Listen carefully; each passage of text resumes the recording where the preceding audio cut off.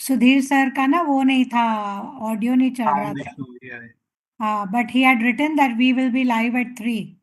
Okay. So if you have his number, you can quickly check with him. Otherwise, we go live.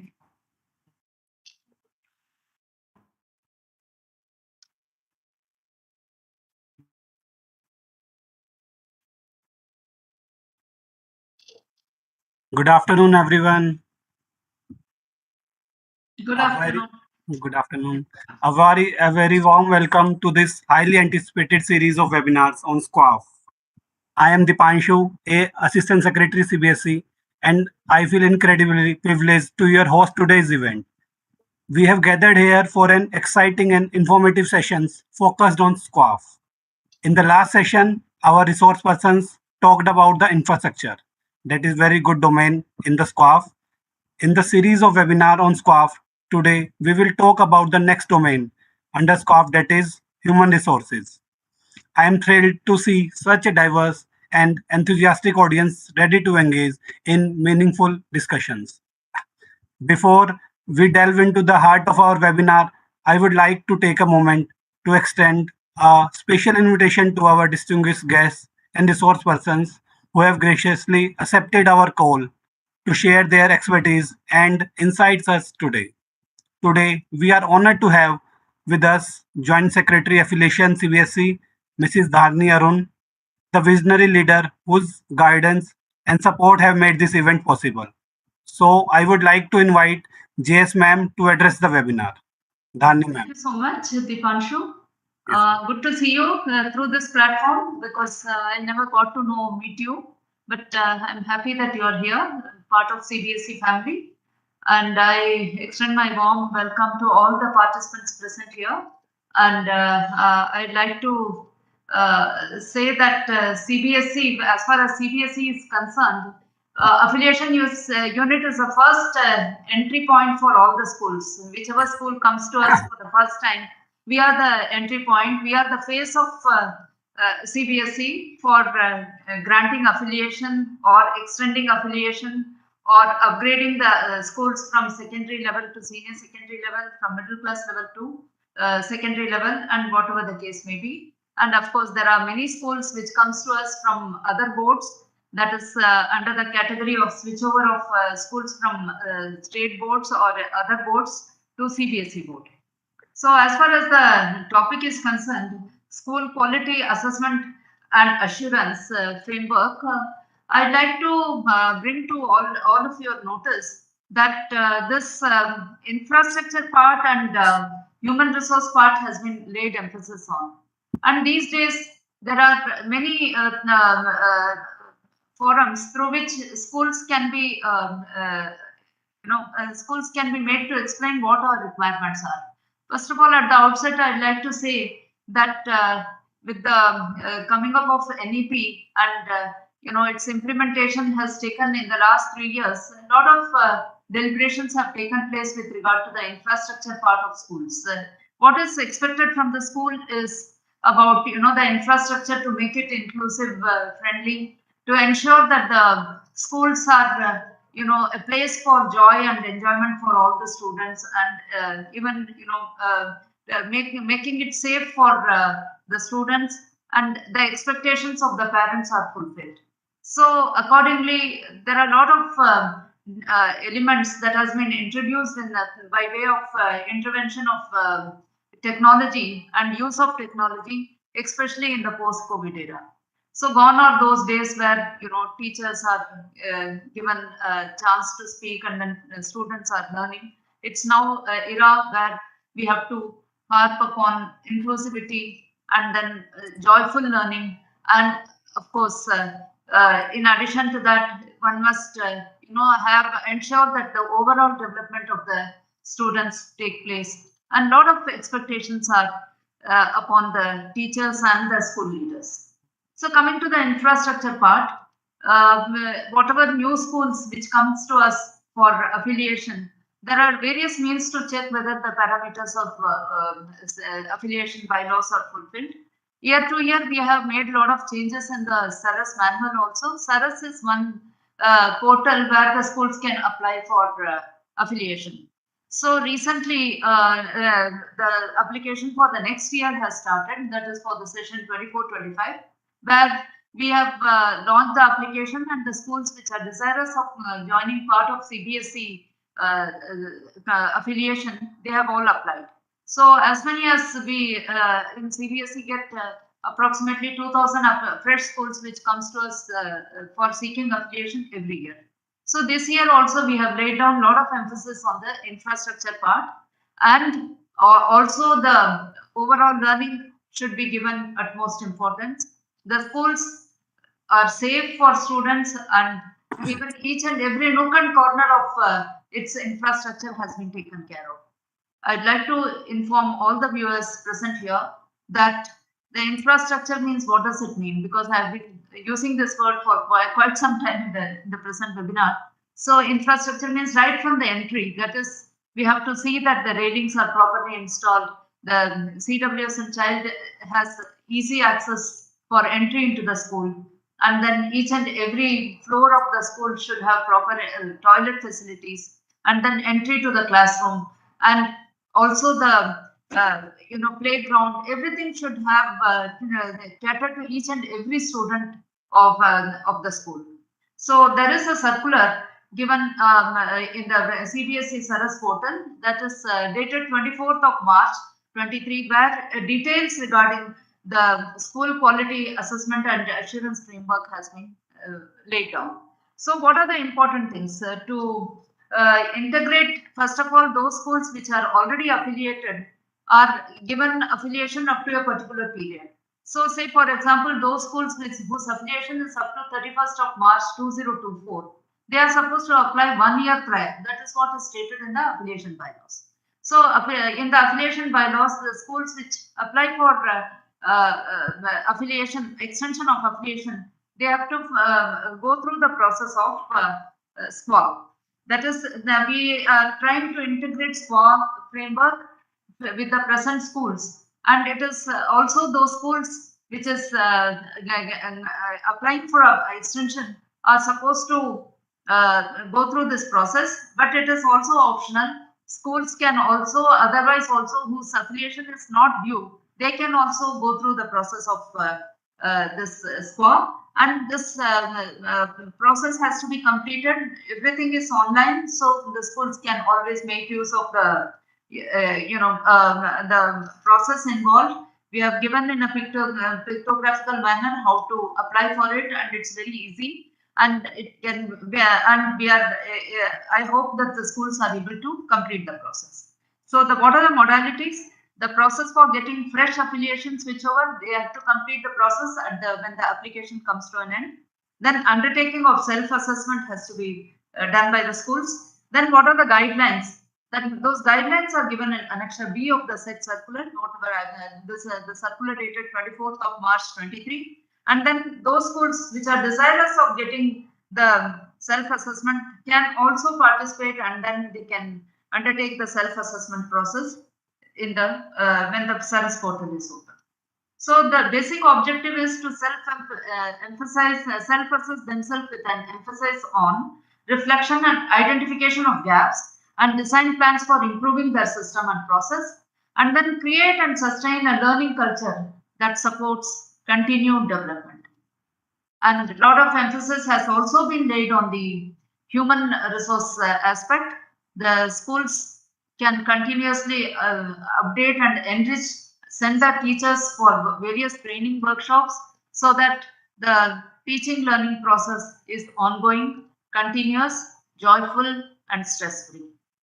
So these are the small part of it which from my side I had to emphasize upon. And over to the next speaker. Thank you so much. Thank you, Dharani ma'am, for your valuable words. In addition to GS ma'am, we are privileged to be joined by our knowledgeable and accomplished resource persons. So now I would like to invite our key resource persons for today's webinar, that is Mrs. Rita Singh. And along with them, Shanti ma'am, Kalpana ma'am will help from background and in question answer session. Over to you, Rita ma'am. Thank you, Dipanshu, and thank you so much, Dharni ma'am. I think you've already set the course very beautifully. And it was a very good, quick recap of how affiliation unit and other units, whether it's SCORE, it's various departments, various initiatives of CBSE, how they are so beautifully interlinked.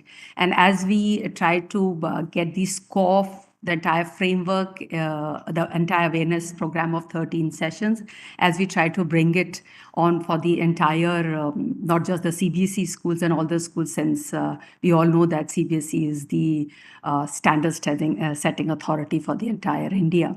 So I was so glad to hear what you talked about. You did mention that self-assessment, our focus has to be on the self-assessment and how the emphasis has to be on self-reflection. This is exactly what we are trying to bring out as we are talking about various aspects of SCORE. We are trying to bring about, I hope my screen is visible. If somebody Yes. can just give me a heads up. Yes, Thank you ma'am, so it's much. visible. Thank you. So yes, Dharni ma'am, we are also trying to bring in a system thinking approach into reading whatever we are trying to how do we actually view the framework? How do we look at the entire framework? And how do we help them connect the dots? And you very beautifully did connect the dot for us. So yeah, this is what we are at today. We are doing this 13 days long. Of course, the dates are all spread over almost 2 to 3 months. Series on webinar series on SQAAF, that is School Assessment and Assurance Framework. And we are on to session 7. Our team, we were just discussing after we are done with this session, I think we'll be more than 50% done. And kudos to the CBSE team for envisioning it and for taking it forward so beautifully. And we are on to domain 3 today. We will try to cover human resources and what really it means. What do we consider under human resource? This is what we will be taking up. Yes, welcome. And this is what has already happened so far. We started on 21st of July. From 21st to 31st, we covered domain 1 and 3 parts. Of course, there was an introduction to system thinking mindset, because that is what we value most. We realize that that is the mindset which will take us anywhere that we want to go, because still we do not logically analyze what we have been told to do, we can't really do it very beautifully. And after we covered the infrastructure on 31st, we are on to human resources today. And then we have other series also to go. This is what we will be taking up today.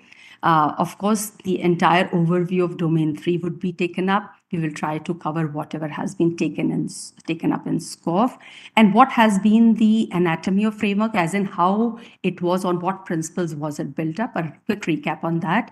It has been we have been taking this up almost in every session. So, and the purpose is for you all to understand why the framework was created, how the framework was created. And then we will try to connect the dots from the various domains and also the various aspects of the human resource that we want to bring it up to you. What would exactly be the outcomes of the session? Participants, we know that the participants have joined us from across the country. So after the end of these 2 hours that we spent together, we hope to see all of you understand the standards in domain 3 100%, and how does it actually impact the learner outcome. But because we all understand that whatever we are doing in the school space, it is for the realization of the learner outcomes. So whatever, whether it's an infrastructure or it is a HR or their CBPs, or we are working on the inclusive practices, whatever systems we set up, whatever assets we build, whatever infrastructure we create, it is all going to be focused towards achieving the learner outcomes. And as we go through the next 2 hours, we will try to interpret the standards. How do we actually, we'll probably take up just one standard for you to understand it fully, and how you at your own level, that will be kind of an example for you to take up and understand how do you actually interpret the various standards which are mentioned under domain 3 and otherwise in the SQAAF, the entire SQAAF framework. And how the school administrators, when you go through this, you'll realize it is not just the teachers who are going to help us achieve the goals of the school. It is not just the principal who is going to help us achieve the goals of the school. How do you create systems? What practices you bring up which will influence the behavior of the teacher, which will eventually achieve the goals of the school. So all this is going to be interlinked, and we'll try to explain all that in today's session. And as we talk about human resources, we would not just be talking about the teachers, which somehow we feel the entire teaching learning process happens through them. But the fact is there is a whole lot of other resources, other stakeholders, which also impact achievement of organizational goals, which are students themselves. We can take students as a peer educators, or they can actually contribute in the school processes. Parents, we understand that they are the engagement of parents yield maximum results in any school function systems and processes. And the alumni, students who have gone out of your school, they may be an external people today, but they have the same kind of loyalty and the same kind of feeling that they have towards the school like any internal person. And of course, the community at large, which our students or our school impacts. And while we talk about the entire thing, our focus would be on the process-centered approach. If you remember the very second session that we took on system thinking approach, how do we actually, whatever we do, how do we understand the entire process? How do we take it through the entire structured process? Talking once again about the anatomy of school quality assurance framework so that you understand what it is. We all know that it has got 7 domains, starting from curriculum, pedagogy, assessment, infrastructure, human resources, inclusive practices, management and governance, leadership, and beneficiary satisfaction. We are on to human resources today. And when these domains were created, they were created on the basis of the broad areas of school functioning. And when they were further subdivided into subdomains, they were specifically constituting various specific areas within that domain, within that area of school functioning. And when each domain was picked up, for example, if I have to talk about the human resources, we have distributed into subdomains which are concerned with teachers, students, parents, alumni, and community, etc. When we give these standards, the framework has, in addition, given the assessment rubrics, which are called performance indicators, and the various levels.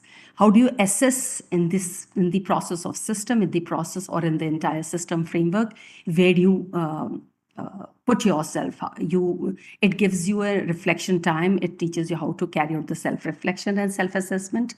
How do you actually understand where do you rate ourselves? And what kind of improvement plan do you have to create for yourself or your school to be able to bridge these gaps which you witness in any one of the standards or in any domain and like that.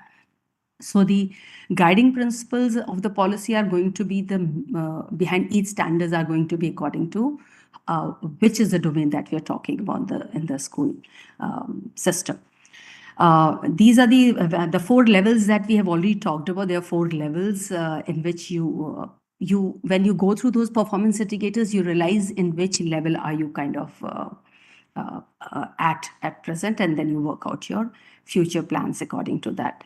And this is how the weightage has been, how many subdomains are there in each domain. This is what is listed here. And in total, in all the subdomains, that is in each domain, how many standards are there. Very clearly, it also brings us to the focus of what is important and what needs to be paid attention to. They may have been divided into 7 different domains. However, they're all interconnected. They impact one another.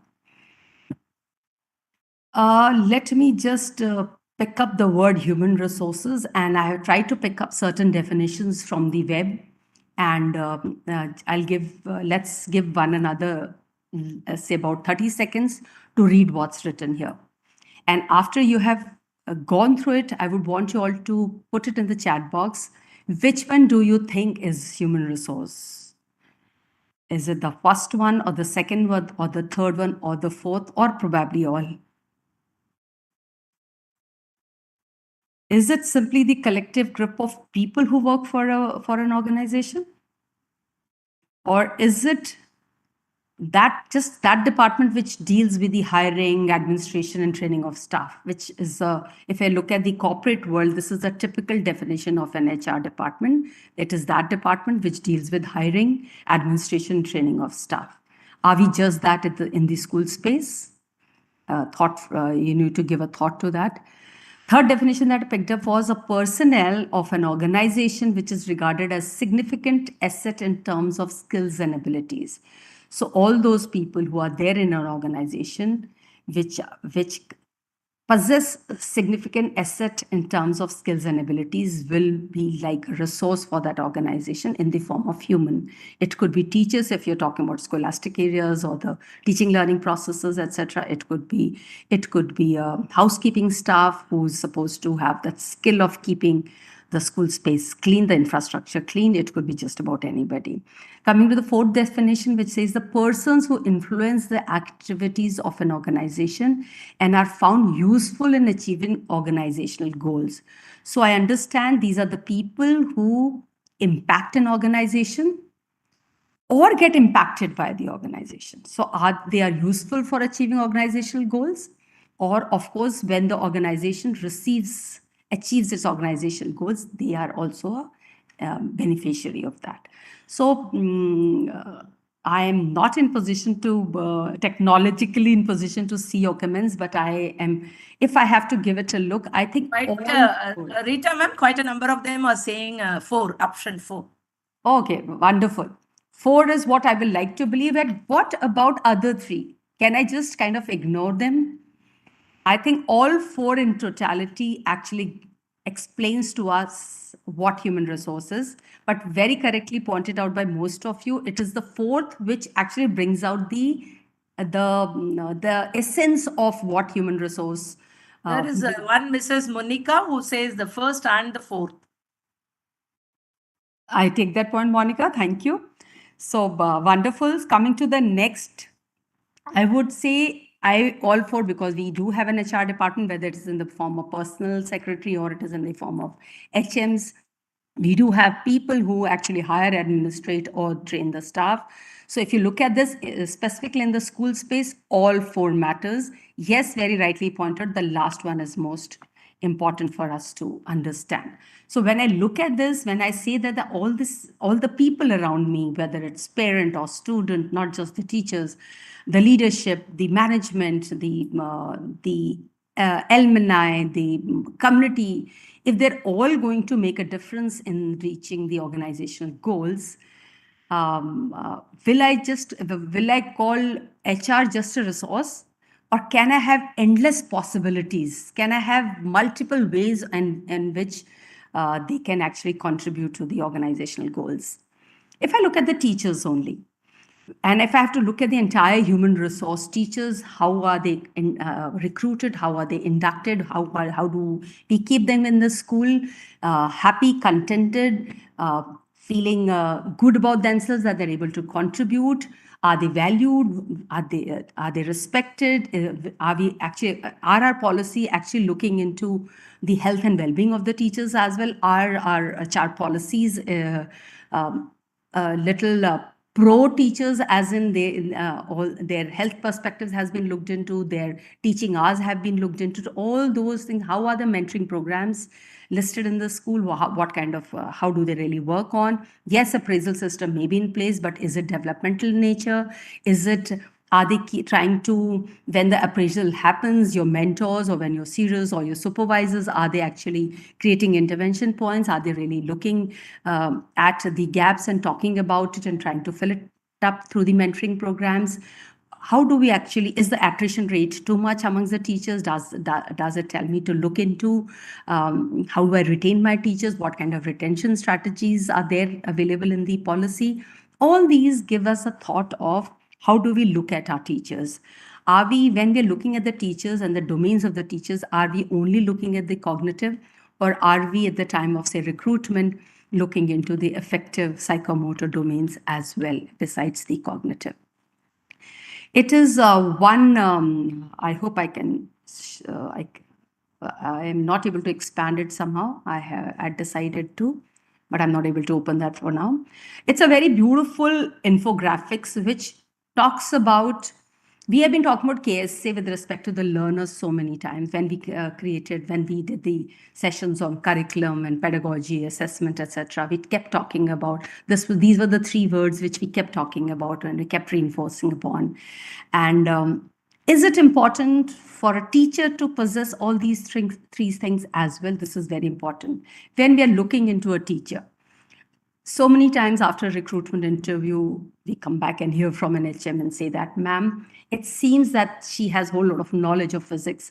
However, I'm not sure whether the lady would gel well with the kind of ethos that the school has. So there are certain things which are not tangible. There are certain things which you understand what is the commitment of that person like, and so many things are there. So when I look at the knowledge part of the teacher, yes, it is the domain knowledge, the subject specific knowledge, what is her knowledge as far as the subject matter is concerned, the curriculum is concerned, what is the content pedagogy, does she understand the instructional design.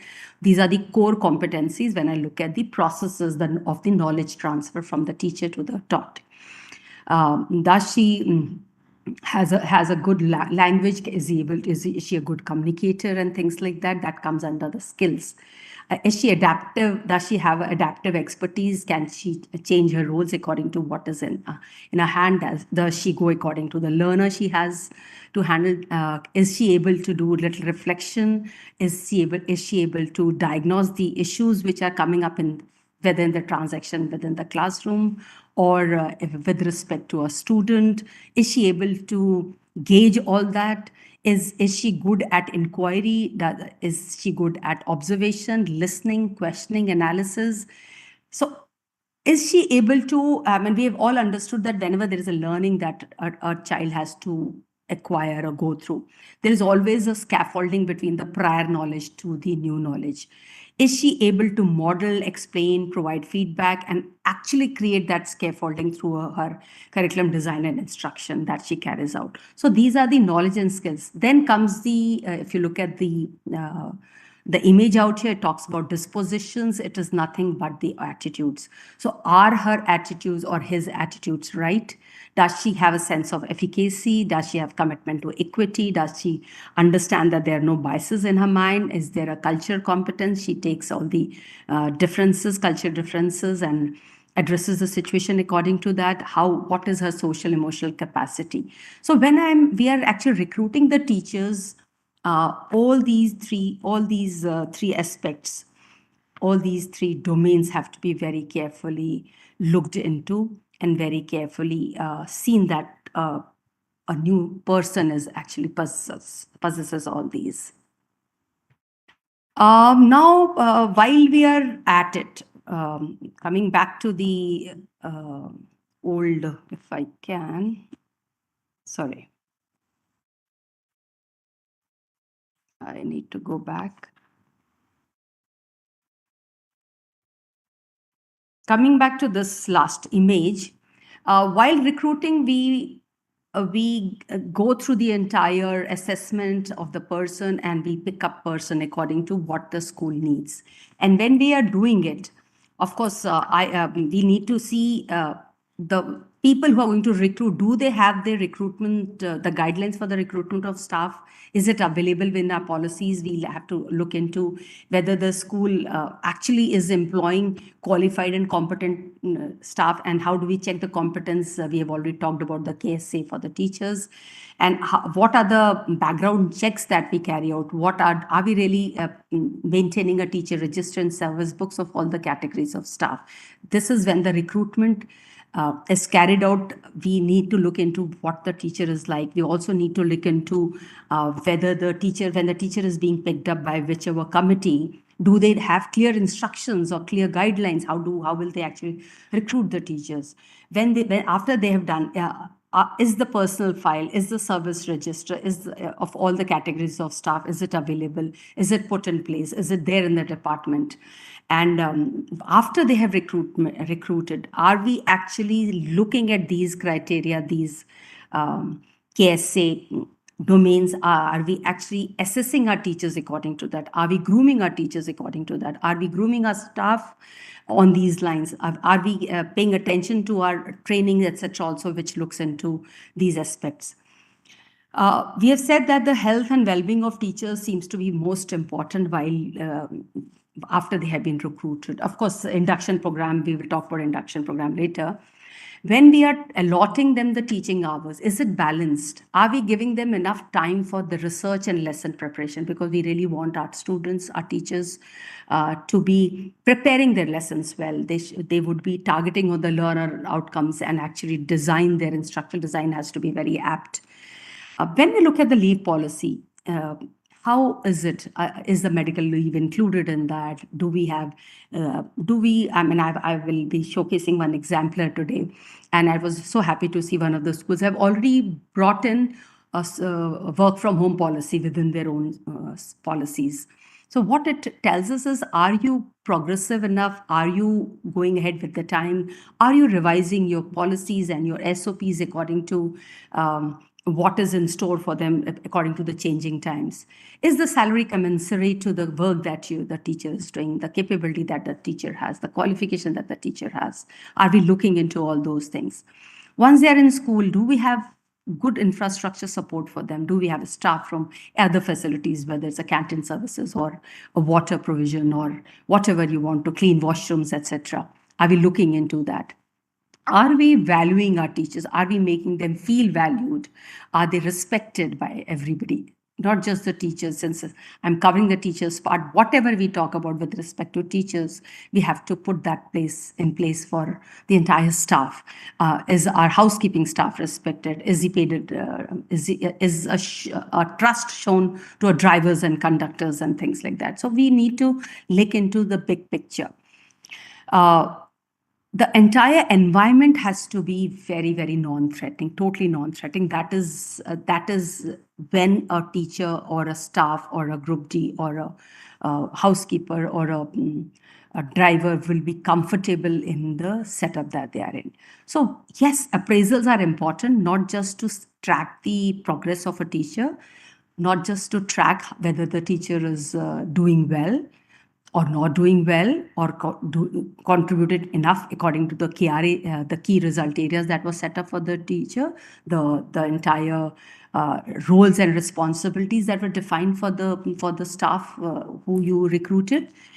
Is it known to them? After it is known to them, did you set up a time plan saying that this is what I would want you to achieve by, say, a month, within 3 months, within 5 months, etc., or within a day, depending on what is the nature of the work that the person has? Do we tell all these things to our staff? How is your work aligned with the mission and final mission and objectives of the school, of the organization? When we put up the work and responsibilities, when we actually put it in a frame and pass it on to the person who's going to work in the school space, do we consider it to be balanced along with knowledge, competency, and skill? Do we actually put that in perspective for the person? And above all, do we even think that we must provide platforms where the staff can also share their satisfaction or the concern areas with the school authorities or the supervisors or the people who make a difference? Looking at the mentoring programs, if you remember the very first framework that we created at the time of recruitment, how do we have to pay attention to the KSA? While we are carrying out with the mentoring programs, we have to keep all that also in mind. When the entire induction program happens, did it lay a strong foundation for productive relationship and high standards of performance by the teacher, by the staff, by the admin staff, by the clerk, by the principal? So all these things are very important when we take a staff and we decide that as we go along with our years, we will also be mentoring them. And if we can't have a staff get better within a year of from where he or she started, then probably we need to look into our systems and see whether we have been able to develop this resource that we got from the environment. So when you look into the induction, is it formal, structured, and documented induction program? Do you know when a new teacher comes in, what would be the process, who that person has to meet for the formalities of being on rolls, who the person has to meet to understand how the pedagogy has to be carried out, who the person has to meet? Have we assigned a mentor to the person? That is it part of your policy that any new member that comes in must, for a certain period of time, say for a month or so, for a year or so, depending on what area that person is going to support the newcomer, that mentor can probably tell a teacher where the washrooms are located. It can start with that. It could be where you can pick up your tea from. It could be in case you need to apply for a leave, who should he or she apply leave? What is the process to be followed? Okay, now this is a maths class, and what are the learner outcomes? How have we defined it? What is the instructional design like? How the curriculum has been designed in our school? How is it to be coverage? How is the syllabus coverage tracked? How is the learner outcomes impact on learner outcomes tracked? So all those things, a mentor has to be there. And of course, at each stage, does the head have these kind of intervention points, one-to-one discussions at regular intervals, where a SWOT analysis is done? SWOT analysis as in the analysis of strength, weakness, opportunity, and threat.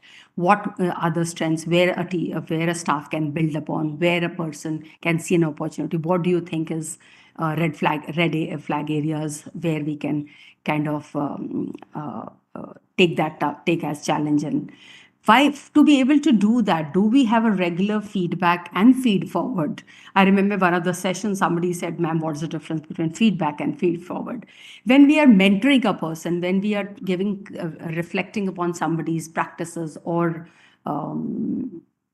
say a classroom observation is happening, if we want that feedback to function as an input which will help that person to move forward, is a feed forward. So feedback and feed forward is nothing, actually it's the same same thing. However, the nature depends on whether the feedback is valued or valuable enough for that person to take it as a feed forward. And in the next instance, when the similar situation is there, the person is able to work more effectively and ensures the positive outcomes. Of course, for the students is the entire school space is working towards ensuring the positive outcomes for our students. When we look into when we are doing analysis, when we are doing our appraisals, when we are doing the reviews, what are the gaps that we come across? When we come across those gaps, are we developing training schedules for us? Are there specific job trainings available in the school which help all of us, all the staff, develop their knowledge, skill, and efficiency in the job that they have been assigned, whatever is their field of responsibility, to be most effective with the hands-on experience? What kind of hands-on experience do we provide to them as part of the trainings? Do we have an entire annual training calendar prepared, which actually works as a development plan for a teacher, or for admin staff, or for, say, front office assistant, and whatever profile we are talking about? Do we actually identify the professional development needs out of the analysis that we did? Do we create trainings out of that? And do we study the impact those trainings have had? So it is the entire process that a school must go through to actually make their mentoring programs impactful. Okay, this slide over and over again, we have been using it. It has been used in different perspectives and different points of time. We are trying to put your attention once again to all the initiatives of the CBSE, all the domains of the learning, teaching, learning. Why do we want to keep talking about it? Because we feel that the teachers specifically talking about the teachers will only be impactful if they have been developed in all these areas. And principals, the heads will truly be called pedagogical leaders if they're able to mentor their teachers with respect to all these things. We already have here competency-based education, experiential learning, arts integrated learning, storytelling, sports integrated learning, inclusive education, environmental education, competency-based assessment, holistic progress cards, SQAA framework, SAFL, peer education, and life skills. And of course, no hard separation between academics and skill education. Have we made our teachers understand all these? Do our teachers equipped enough to carry out these kind of education in their classroom? Are our training programs or the CBPs, that is capacity building programs, are they catering for all this learning, is what we have to keep into mind.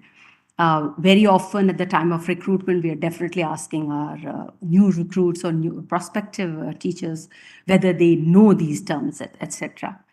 But after they are recruited, are we as the pedagogical leader, are we guiding our teachers to stay equipped, stay abreast, get better in all these areas? That should be our endeavor. It's a slide which talks about developmental appraisal. We have been talking about appraisals. We do understand what are appraisals. We do understand that they are kind of performance reviews. When we do a performance review, when we were talking about it, we have to really, really understand these appraisals have to be reflective in nature. When we find the gaps, we have to plug those gaps. That is, then the development happens. So the appraisals, when you look at your appraisal, first you have to understand when the appraisal has to be done, does the staff know what are the predefined criteria?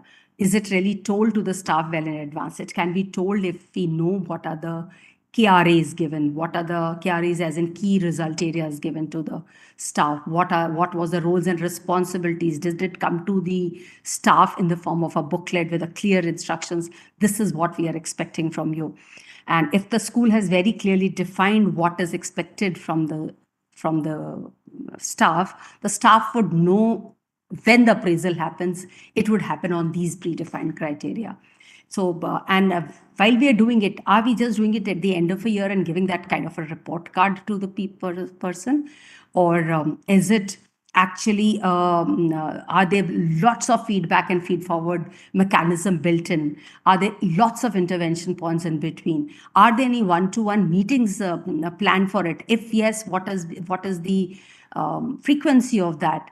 How do we, is when we have this appraisal system, it is just bringing out what is lacking in the person, or are we also recognizing and rewarding and appreciating and celebrating the positives?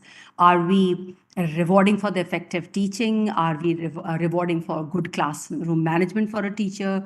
Are we actually mentioning it that this particular level washrooms are generally found to be neat and tidy? Are you very, very objective in the summary that you give to the person? Are you very, very clear in the reporting or in the mention? And in case there are any gap areas, are you actually speaking to the person or putting it down in the document and making sure that there is a learning, that gaps are filled in? And a simple thing, suppose we find a washroom not very clean, or it is a lot of stuff is put at different places. Can we list out or while we are doing a one-on meeting, can we actually tell that person that we found that the Harpic was not placed in a proper place? It should be inside the cupboard. It should not be within the reach of the child. It seems that too much of water is being, depending on who's the supervisor of that level, who's the building supervisor, who's the admin officer, how do we actually go about it? We would want all the appraisals to be very specific in reporting, very inclusive in all the appreciations also. It should be rewarding. It should be based on the proper self-assessment rubrics also should be created, so that much before a supervisor assesses or carries out the appraisal, maybe a self-appraisal can be done by the staff himself or herself. That really helps. Are we taking appraisal just from one supervisor who's up above? Are our methods archaic? Are they just taking reporting from one person? Are we bringing too much of hierarchy into our appraisal system? Or are we conducting 360-degree staff appraisal? Are we looking to the data? Is the data available? Are we analyzing that data? Are we looking at multiple resources when we are carrying out this analysis? It could be student feedback, it could be student performance analysis when we are assessing teachers, effective teaching, etc. It could be parents' feedback, it could be peer feedback, it could be lessons which are observed, the classrooms templates could be created, self-assessments are of course there. So how are you actually collecting this data? How are you analyzing that data? How are you actually taking it from multiple sources, and actually that is then it will be more balanced feedback about a person. And the purpose, if the underlying principle behind carrying out a self-appraisal, the appraisal is to develop the person. If the school authorities are taking it as a supportive and development action, then of course it really makes sense. Then appraisal system can be very effective, and not in just understanding where the teacher is, also mentoring that person, the staff, the teacher, also in developing that person. So all these things have to be looked into. And of course, how do we retain them? I think, we've tried to add a few points here, the fact is, all the previous slides that we talked about, if your recruitment has been right, if it was a correct fit, if the staff was fit for the organization that he is made to join, if it is a happy place to work in, if the well-being of the staff has been looked into, if the person has been given fair appraisals, and the appraisals have been developmental in nature, if there have been enough mentoring programs, if the one-on-one meetings have been done, and of course, and the entire system, the entire professional development that has been put into place, it should be to motivate and retain the employees. That's what. Are the welfare schemes in place? Are we actually looking into whether the staff welfare is met? Are there STEAM awards? Are we actually giving whole lot of awards? It could be very simple in nature. It could be for, for the beautiful boards, most interactive boards in the corridor, in the level, or it could be which group of which club had most interesting way of carrying out intra-house competition, or it could be the maximum. It could be on the effective teaching. So any one area that you could pick up, and you could probably give team awards for that. You could create incentive schemes. Of course, the letters of appreciation and on should be given out as and when maybe a project finishes, or some awards come our way. There should be a personal mention of the person who mentored that child, or mentored that teacher, or mentored that. For example, a group of drivers and conductors have been most well-dressed in your school. They have been, and the AO took special privilege in that fact that I must see that my staff takes pride in the way they dress up. And an appreciation letter from head can easily go to administrative officer, which clearly lists out the reason for it. It says it was appreciated that we saw the people who were in your wing are generally very well turned out, and they speak to the parents in a very nice manner. So you're complimented for taking your team along very beautifully. So these are the small recognition practices which really make a lot of difference. And of course, you can think of many different retention strategies to keep your staff interested in continuing in your school. And we have to pay attention to the morale of the staff. How are they, how happy they are, how motivated they are, how interested they are in contributing or making or realizing the vision and mission of the school. And yes, the feedback mechanism or the feed forward mechanism has to be there, not just to understand what are the pain points, not just what are their non-performance points, also to understand their pain points, also to understand can we create whole lot of picnics, get-togethers, parties, so that they also stay interested, involved, etc. We'll just go through certain documents to understand how do we know whether these things are actually there in our school. How do we carry out the self-reflection? There is one exemplar here.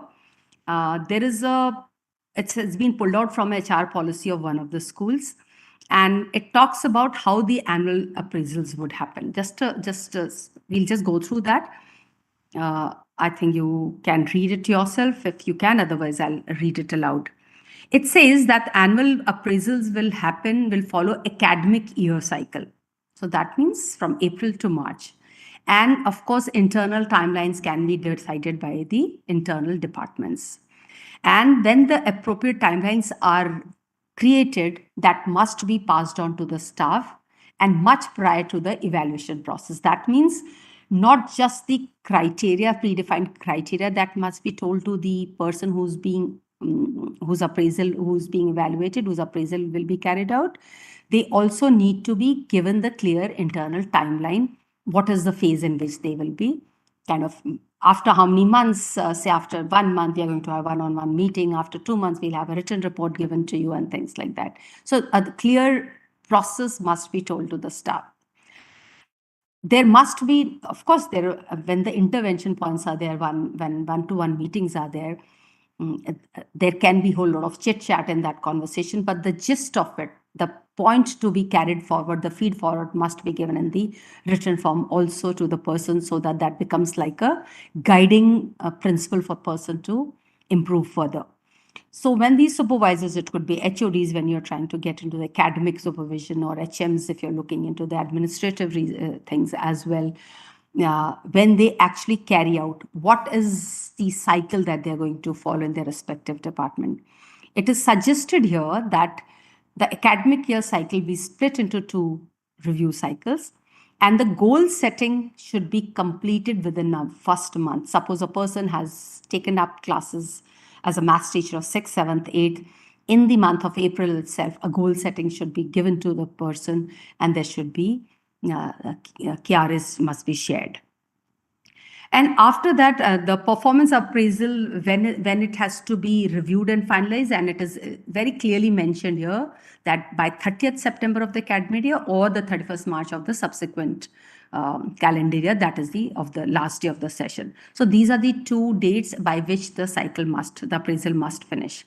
And it says that this lines are a big giveaway. It says that the human resource manager will set up links to the toolkit having a variety of appraisal forms, templates. यानी कि इसका कहने का क्या मतलब है कि school at the centre level एक टूल किट भी क्रिएट किया हुआ है हम लोगों ने. एक अप्रेजल फॉर्म कह लीजिए, या वेरियस क्लासरूम ऑब्जर्वेशन शीट होगी, या toilet observation sheet, visit sheet होगी, या कुछ भी होगी. ये सारे टेम्पलेट्स एक जगह अवेलेबल है जिसका इस्तेमाल आप लोग कर सकते हैं. So this is a sample.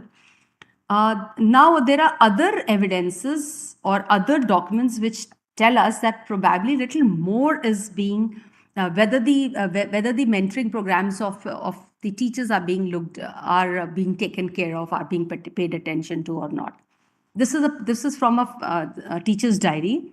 This page is from a teacher's diary which records workshop attended and the training conducted. So if you look at it, it also nudges a teacher not just to be a receiver, but also a giver, a mentor. So you may attend workshops, but you may also train others. So this is a kind of culture that is reflected through this page. And if I look at this personal records page of a teacher, in the last 2, I see teacher can keep track of what are the events that that person actually, or the special project that the person undertook in the session. So it is a gentle nudge to the teacher to understand how valuable it is for her to take part in the events, contribute in various events that happen in the school, or the special projects that the school undertakes. Every person must contribute. Every person can make a difference in a school setup. तो आपका क्या योगदान रहा? आप किस event में आपने मदद की स्कूल को? किसके आप पार्ट रहे? किस कमिटी के आप पार्ट रहे? कौन से प्रोसेस के आप ओनर हो? एक अगर कमिटी अगर सेफ्टी कमिटी की मैं मेंबर हूँ, पूरी सेफ्टी की पॉलिसी से स्टार्ट होते हुए सेफ्टी के सारे प्रोसीजर्स को फॉलो करना, या एंड तक कोई ऐसे क्राइसिस हो तो उसका रिस्पॉन्स कैसे होना, क्या मेरी रिस्पॉन्स टीम तैयार है, क्या मेरी रिस्पॉन्स टीम के प्रोटोकॉल्स तैयार हैं, क्या मेरा स्टैंडर्ड ऑफ प्रोसीजर्स तैयार है, मैं किसकी हूँ, ये हर लेवल पे एक एक लीडर बनता है. और अगर आप मैं यहाँ पे देखूँ जो टीचर्स टूल किट की लिस्ट बनी हुई है, इससे पता चलता है कि whole lot of things have been created in a teacher's toolkit. It is a very supportive in nature. If you look at the school's administrator, it's very supportive in nature. Whole lot of toolkit is available for a teacher to delve into. There's a QR code which is given here. आप इसको click करिए और आप सीधे उस Google drive में पहुंचते हैं जहाँ इनसे रिलेटेड आप किसी भी चीज़ की जरूरत है वो टीचर्स के लिए अवेलेबल है. ये सारी चीज़ें हमें प्रैक्टिसेस के बारे में बताती हैं. ये एक और हम टीचर्स ये सारे एग्जाम्पल्स आपको दिखा रहे हैं so that you can gain insight into how teachers can contribute. Of course, besides teaching, besides carrying out those classroom transactions, beside carrying out assessments, report card banana, attendance लेना, ये जो हमारा एक रूटीन एक टीचर्स के काम का बना हुआ है वो तो है ही. और कैसे हम उस टीचर को एज ए रिसोर्स यूज़ कर सकते हैं, वो टीचर और कहाँ पे कैसे हमको कॉम्प्लीमेंट कर सकती है, सपोर्ट कर सकते हैं हमारे स्कूल के सिस्टम्स को. अगर आप इसको देखें तो एक स्कूल का है जो समन्वय नाम की एक एक्टिविटी कराता है. वो एक ब्रिज है. Samanvay is a program which works as a bridge between the school and the community. And they say that you as a parent, you as a community member, we as a school people, all of us are actually targeted towards our learner outcomes. Children are our priority. Collaboration is the strategy. Let's join hands. आप हम सब मिलके let's make this happen. So ये school कराता रहता है और यहाँ पे हर 5-6 बार साल में कराता है, हर 1.5-2 महीने पे कराता है. इसमें what kind of events do they have? They can have activities for staff, parents and the neighborhood. They always welcome parents and they से अपने पड़ोसी को भी लेके आइए, आप जिसको आना है वो हमारे स्कूल में आइए. So what I see over here, what is the purpose of the entire activity? I see the schools becoming culture hub.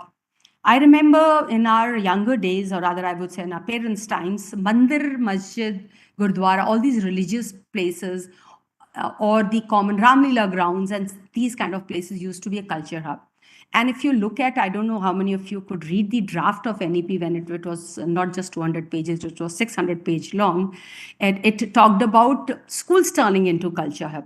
वो हमारे एक ऐसी जगह बने जहाँ कम्युनिटी शाम को खेलने के लिए आए, बातें करने के लिए आए, घूमने के लिए आए. So all those spaces, so the purpose of having this as told by the school is to have school as a culture hub, and of course it brings in staff well-being, it brings in community well-being, it is resulted toward beneficiary satisfaction, and teachers contribute in this, parents contribute in it. There is a various kind of events happen. There are certain slides which I'll be showing after this which showcases what all happens in this. They probably had a musical morning in which parents, neighborhood people, staff, all of them came together. And the ones who are playing out here are, some are parents, some are teachers, some are not even known to the school who they were, but they just came along with the parent. Some were chachis and dadis who came home, who were there in the house of the parent who came along with them. So it's a very happening event that the school does. Looking at this, they have these cooking, all those kind of cooking together kind of event, cooking together, eating together. These are all Samanvay activities. They have these sports tournaments, whether it's in the form of cricket or badminton. Parents and teachers are here playing together. Then they have, when the lockdown happened, they did not really stop. They carried on with the online sessions. What you see to the right is the singing session that is happening with the parents. People were singing one after another and things like that. And what you see to the left is a effective parenting during lockdown. The session was taken by the school counselor, and one parent spoke after that, and it was an interactive session where all the parents also contributed. Then they had one very beautiful art exhibition. In this art exhibition, the teachers showcase their art, children showcase their art, and the parents showcase their art. So it was a very beautiful learning. We do have, these people have a whole lot of sessions for Group D, and then we have these helpers and all have say a picnic or a cultural evening or something. It's the parents also join in, some volunteer for this, and this is how I think parents can prove to be a big resource for all of us. And here, if you look at this, teachers, this is a peer learning happening among the housekeeping staff.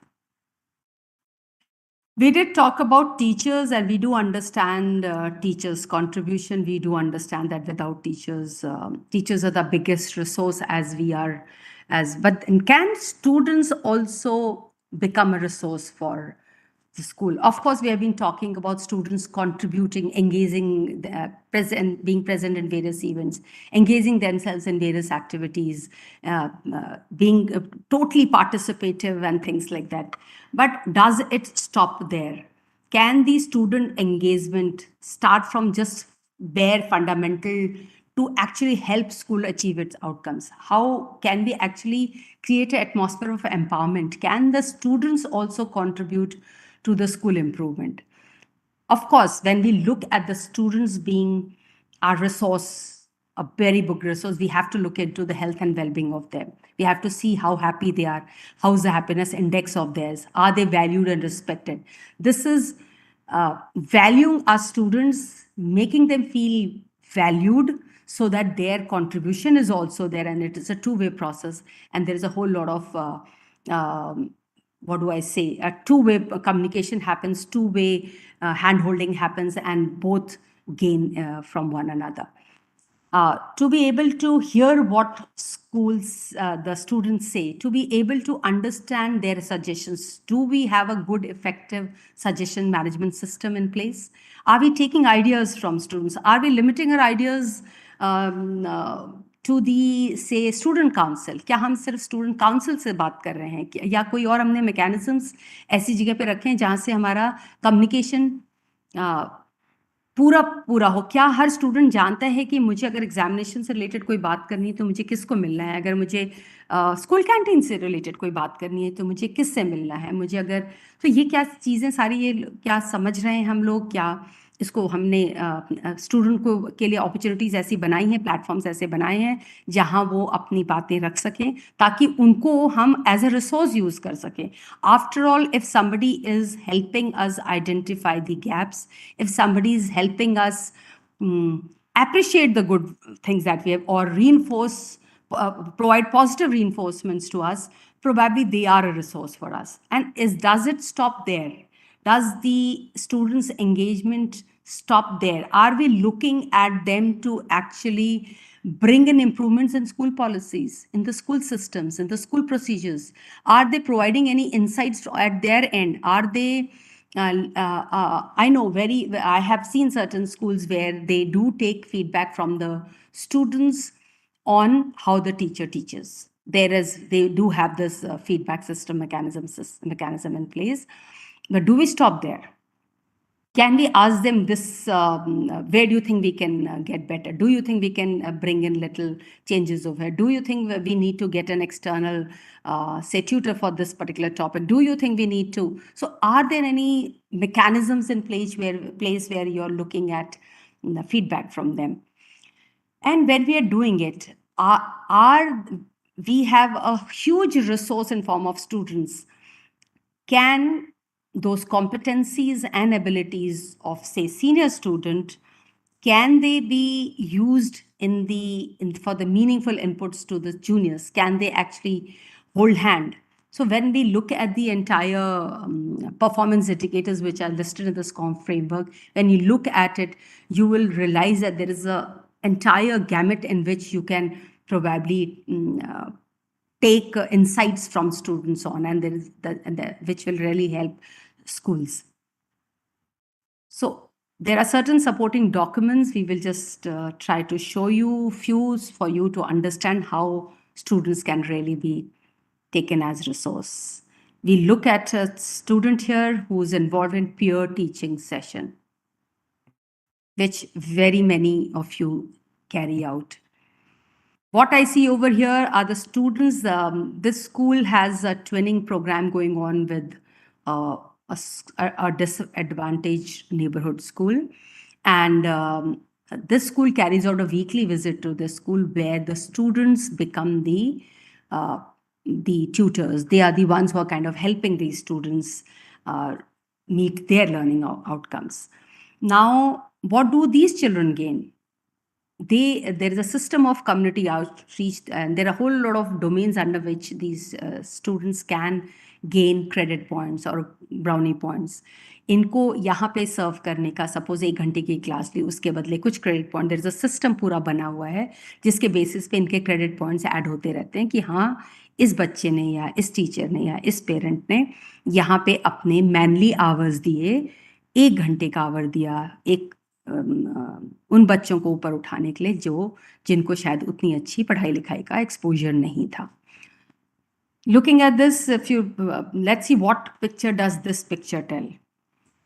If you look at it, we see bigger children trying to help out smaller children, and these are the senior students from class 8th, और ये foundational stage के kindergarten, lower kindergarten के बच्चों के teaching learning process में help कर रहे हैं.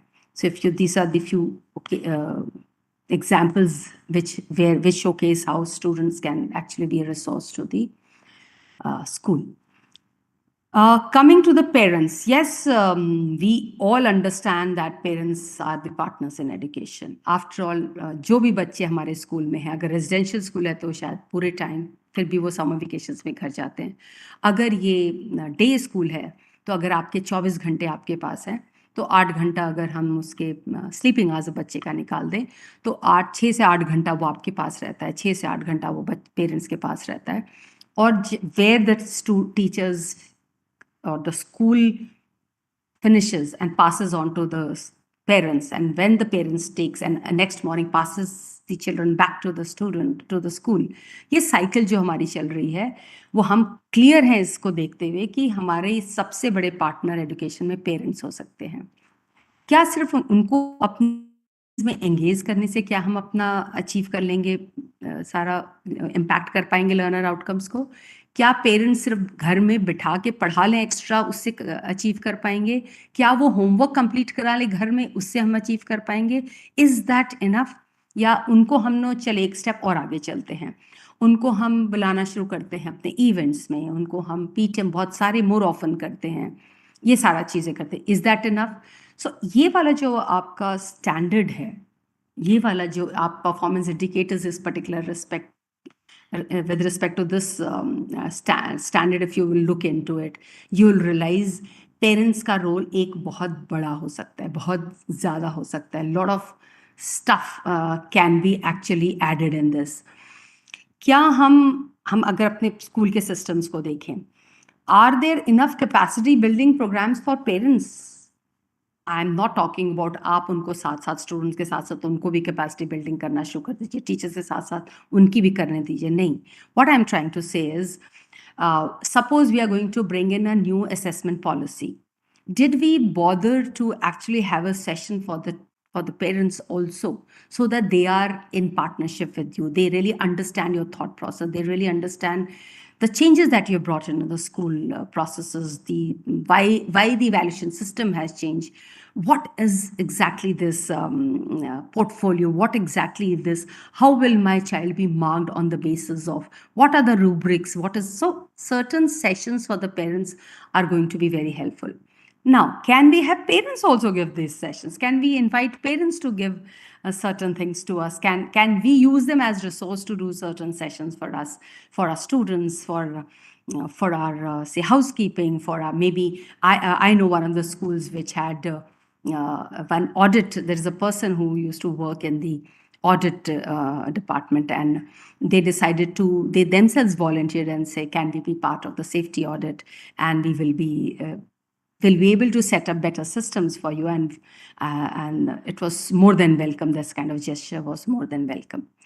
When we take parents as resource, just like the students, have we set up a management system where the complaints, the suggestions, the ideas, the any good practices that the parent has to suggest in place? Do we have that email system in place?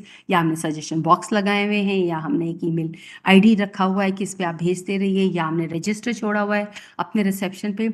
How do we actually go about this? How do we actually gather not just the complaint but the suggestions, so that those can be put into practice? All those who are the practitioners, all those who are the stakeholders, they always give a wonderful ideas, and that actually brings in the sense of responsibility, sense of ownership into the entire process. Again, the communication tree has to be in place. Every parent must know if it is examination related, where does the communication go? Do you have your system in place? क्या ये आपने communicate किया हुआ है? क्या ये आपके एल्मनाक के थ्रू गया हुआ है? क्या ये आपके इनिशियल ईमेल के थ्रू गया हुआ है? क्या आपने एक handwritten maybe circular के फॉर्म में हार्ड कॉपी सर्कुलर भेजा था? कैसे आपने इस्टेब्लिश किया ये सिस्टम? क्या आपने ये कम्युनिकेट किया अपने पेरेंट्स को? Is the communication two way, as in क्या उनको भी उतना मौका मिलता है जितना आप उनको सर्कुलर के थ्रू चीज़ें बताते रहते हैं? क्या उनको भी आपके अपने आइडियाज़ देने का मौका मिलता है? जितनी भी ये सारी जो चीज़ें हैं हम जो डेवलप करने की कोशिश करें, अपने स्कूल पॉलिसीज़ को बेटर करने की कोशिश करें, are we taking them also, their ideas also in practice, in consideration? Are they permitted to collaborate with the school? If yes, then what is the channel through which, how would they actually collaborate? What are the frequency of meetings that you have set up? Which is the window time in which you have said, okay, this is the free meeting hour, anybody and everybody, or all your meetings are structured through your PS taking appointment and giving appointment and stuff like that? Or have you kept some open hours for people to visit you? How does it really help?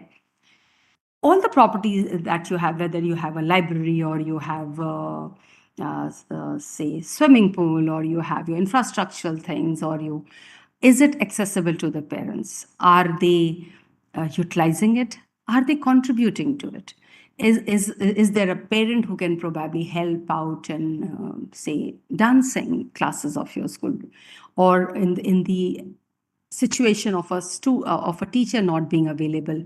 Are they able to contribute, and are they able to actually probably fill in that time of the gap? Certain examples, I see another example here. There's an extract from another HR policy of some other school, which actually understands parents are one stakeholders or one beneficiary or one resource, which can be the most important one for the school, because you can utilize the expertise of parents and invite them and to motivate them to participate in the growth of school as positive contributors. If I look at the right side of the policy statement, it may be very small for you, but however, I've heard that these PPTs now will be available to you through PDF forms, in one of the in the websites. CBSE official will let you know where and when. However, now that it will be available to you, you will get to read them. However, till you can't, let me tell you, this is a policy of a school which says that our purpose is to utilize the services of the parents regardless of their social status, education, and income in order to form a strong partnership. It is absolutely a voluntary process. So very clearly it says parents are supposed to be a rich resource for the school. Very clearly it says it is a voluntary process, so it is not compulsory, mandatory for any parents to contribute, but it says, and it's very beautifully lists out all the points, says clear communication is maintained with the parents, involve the parents actively in promoting effective learning of the children, provide orientation to all the parents on the ethos of the school and the various programs. So very beautifully, there is an HR policy exists which tells all the people who are related with the organization, not just the parent, but also the teachers and the other staff members of the school and the management and the admin staff, that this is what is the thought process. This is again a database that I picked up from one of the schools. We've tried to change the names and of the parents and student. It's if you look at it, this is the if you just look at it, if I just have to look at this as an evidence and a document which shows me whether there is a parental engagement and whether the parents are being utilized as a resource, it shows me yes, and probably yes. I can see that there are certain parents of these students who volunteer to help out in the admission process or in infrastructure, and there is a detail how they are willing to, that we will help out. They have given additional input saying that we'll help out in RO plant. Somebody says we'll help them in field visit. Somebody says we will help them in doing makeup of a children in their annual function. Somebody says that we will help them, we'll supply plants to the school, and somebody says we will donate a painting for the IB block, or somebody says हम एक हिंदुस्तानी उसमें एक workshop करा देंगे. कोई कह रहा है कि हम appreciation of bird life and butterflies पे वर्कशॉप करा सकते हैं, कराएंगे. इस शीट से मुझे क्लियर नहीं हो रहा है. अगर इसमें डेट्स होती तो ऐसा होता कि हाँ, ये समरी है उन सारे इवेंट्स की जो इस स्कूल में पेरेंट्स ने किया.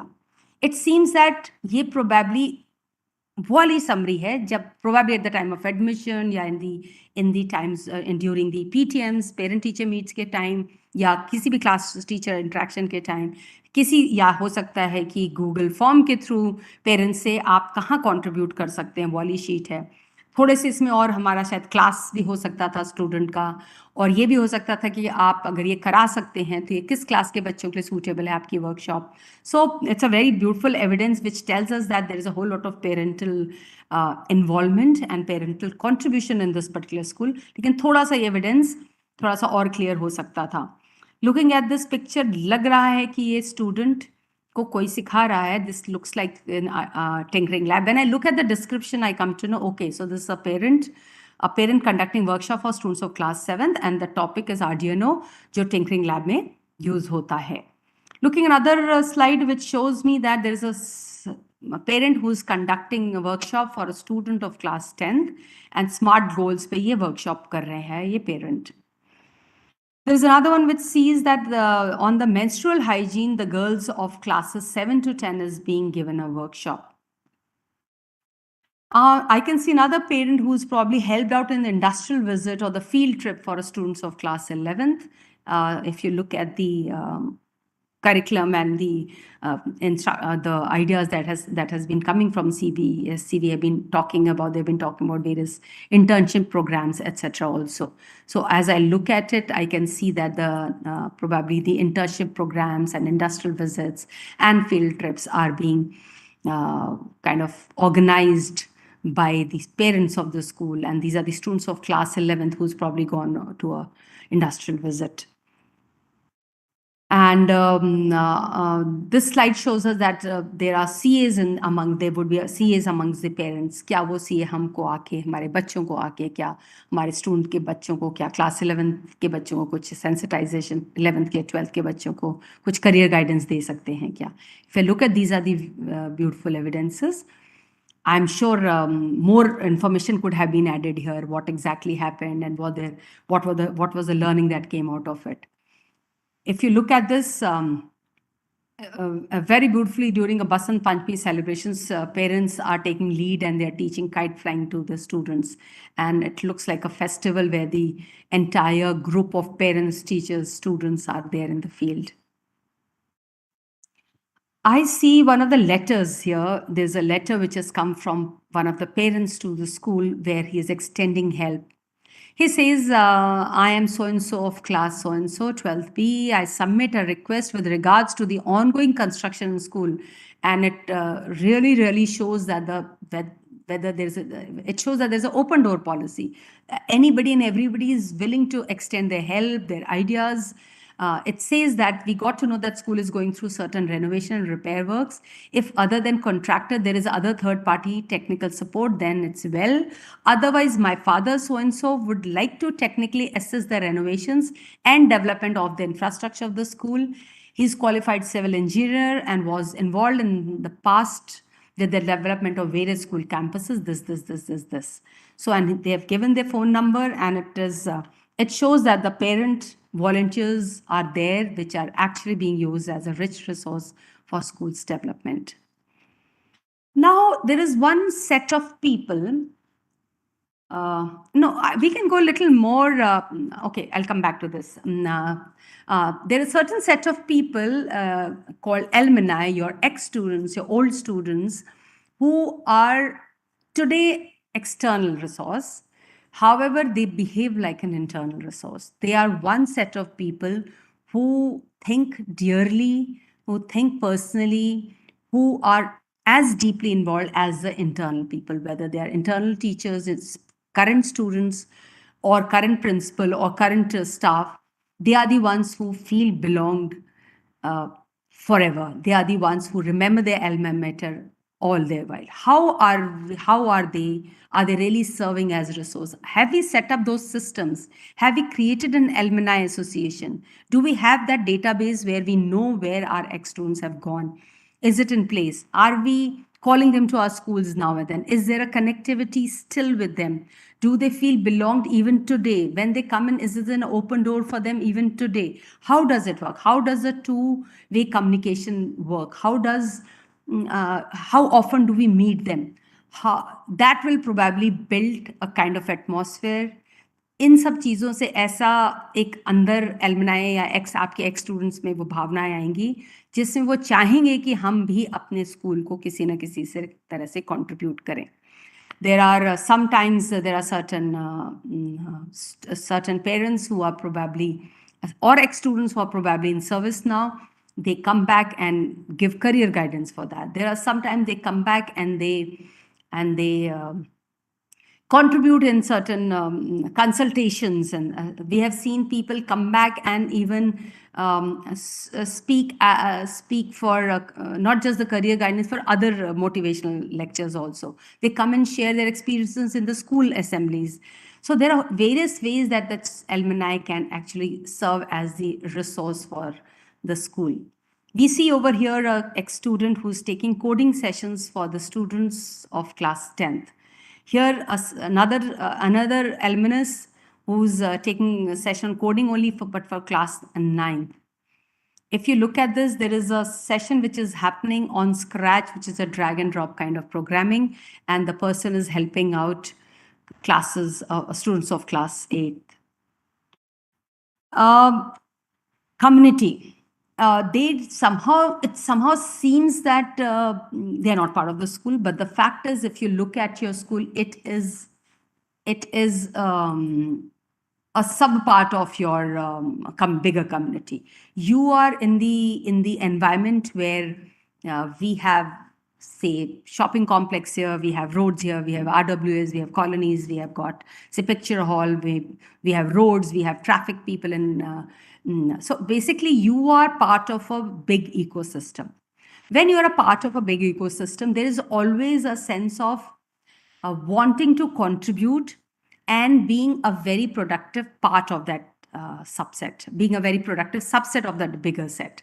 So how does this happen? How do we use community as a human resource? What kind of systems that we set up between these students, since our final objective is to enhance the learner outcomes? And how do we use the community for that? How do we use the community as actually a big resource? There are 4 stages in this. First is the instructional connections. When we are teaching, while in our lesson plans, in our classroom transactions, we are referring to the outside world. We're developing instructional connections with that. We are probably going and understanding how what we are reading, whether it's, say, Panchayati Raj, or it is, say, say a factory that we're talking about, or we have just studied about polymers, या हमने इन सब की बातें की और इन बच्चों को हम बाहर लेके गए, क्या हमने इनको वो कनेक्शंस एस्टैब्लिश कराए अपने रियल वर्ल्ड से, अपनी बाहर की कम्युनिटी से? This are simple instructional connections. इसके बाद कम्युनिटी का इंटीग्रेशन होना. क्या कम्युनिटी से कुछ लोग आके आपके सिस्टम में उन्होंने उसमें इंटीग्रेट किया? क्या आपने, कैसे आप कम्युनिटी को यूज़ कर रहे हैं? एक एग्जांपल देना चाहूँगी. एक स्कूल था जिसका ग्राउंड था जहाँ सारी प्रैक्टिसेस होती हैं, जहाँ एनुअल फंक्शंस होते थे, उससे ठीक जुड़ा हुआ RW, एक बड़ी सी टावर थी एक RWA की.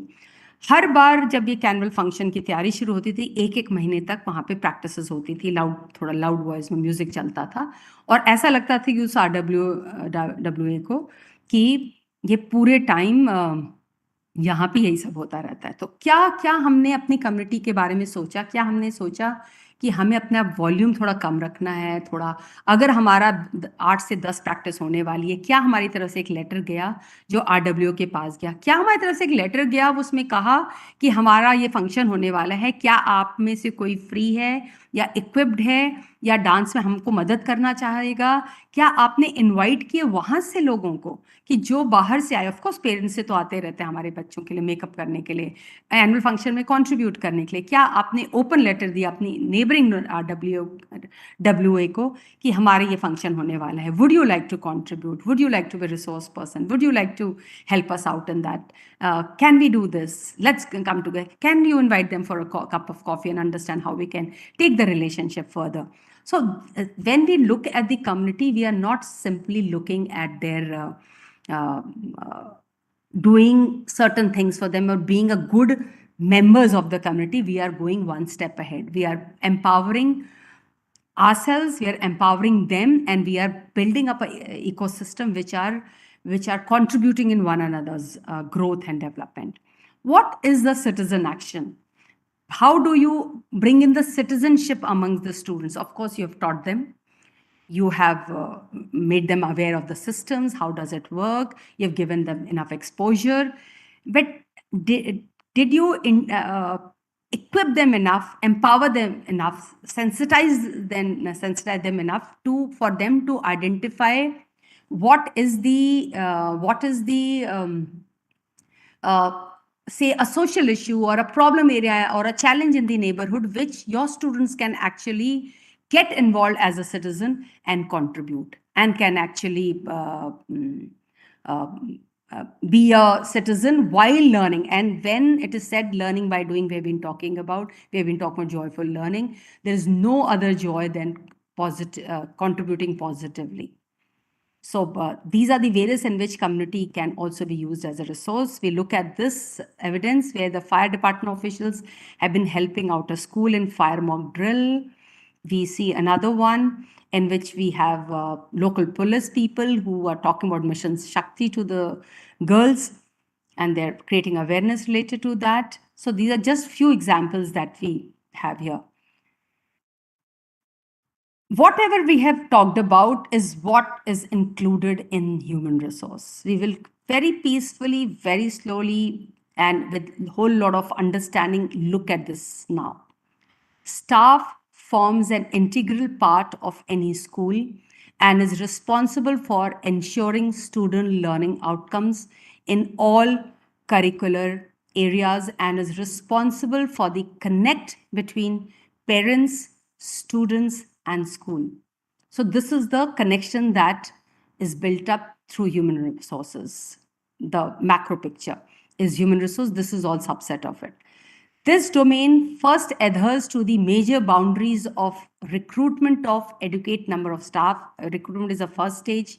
Second is the mandatory practices, for example, service rules, records, recruitment practices, academic supervision, and of course, continuing professional development. So all this is included in human resource. School staff refers to all employees, not just the teachers, but the non-teaching as well.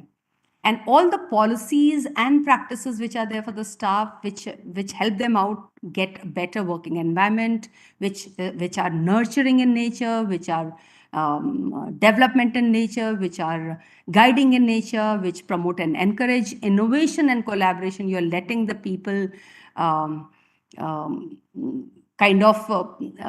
we are bringing in that kind of atmosphere where a person innovate at its own level, tries to contribute, collaborate with other. He's a team member of a bigger team, and he understands the bigger picture, what is required for the learning organization. So the involvement of stakeholders, their family, the community, how do we build up these partnerships with the schools? How do they then become instrumental in ensuring that students attain their specific and targeted goals?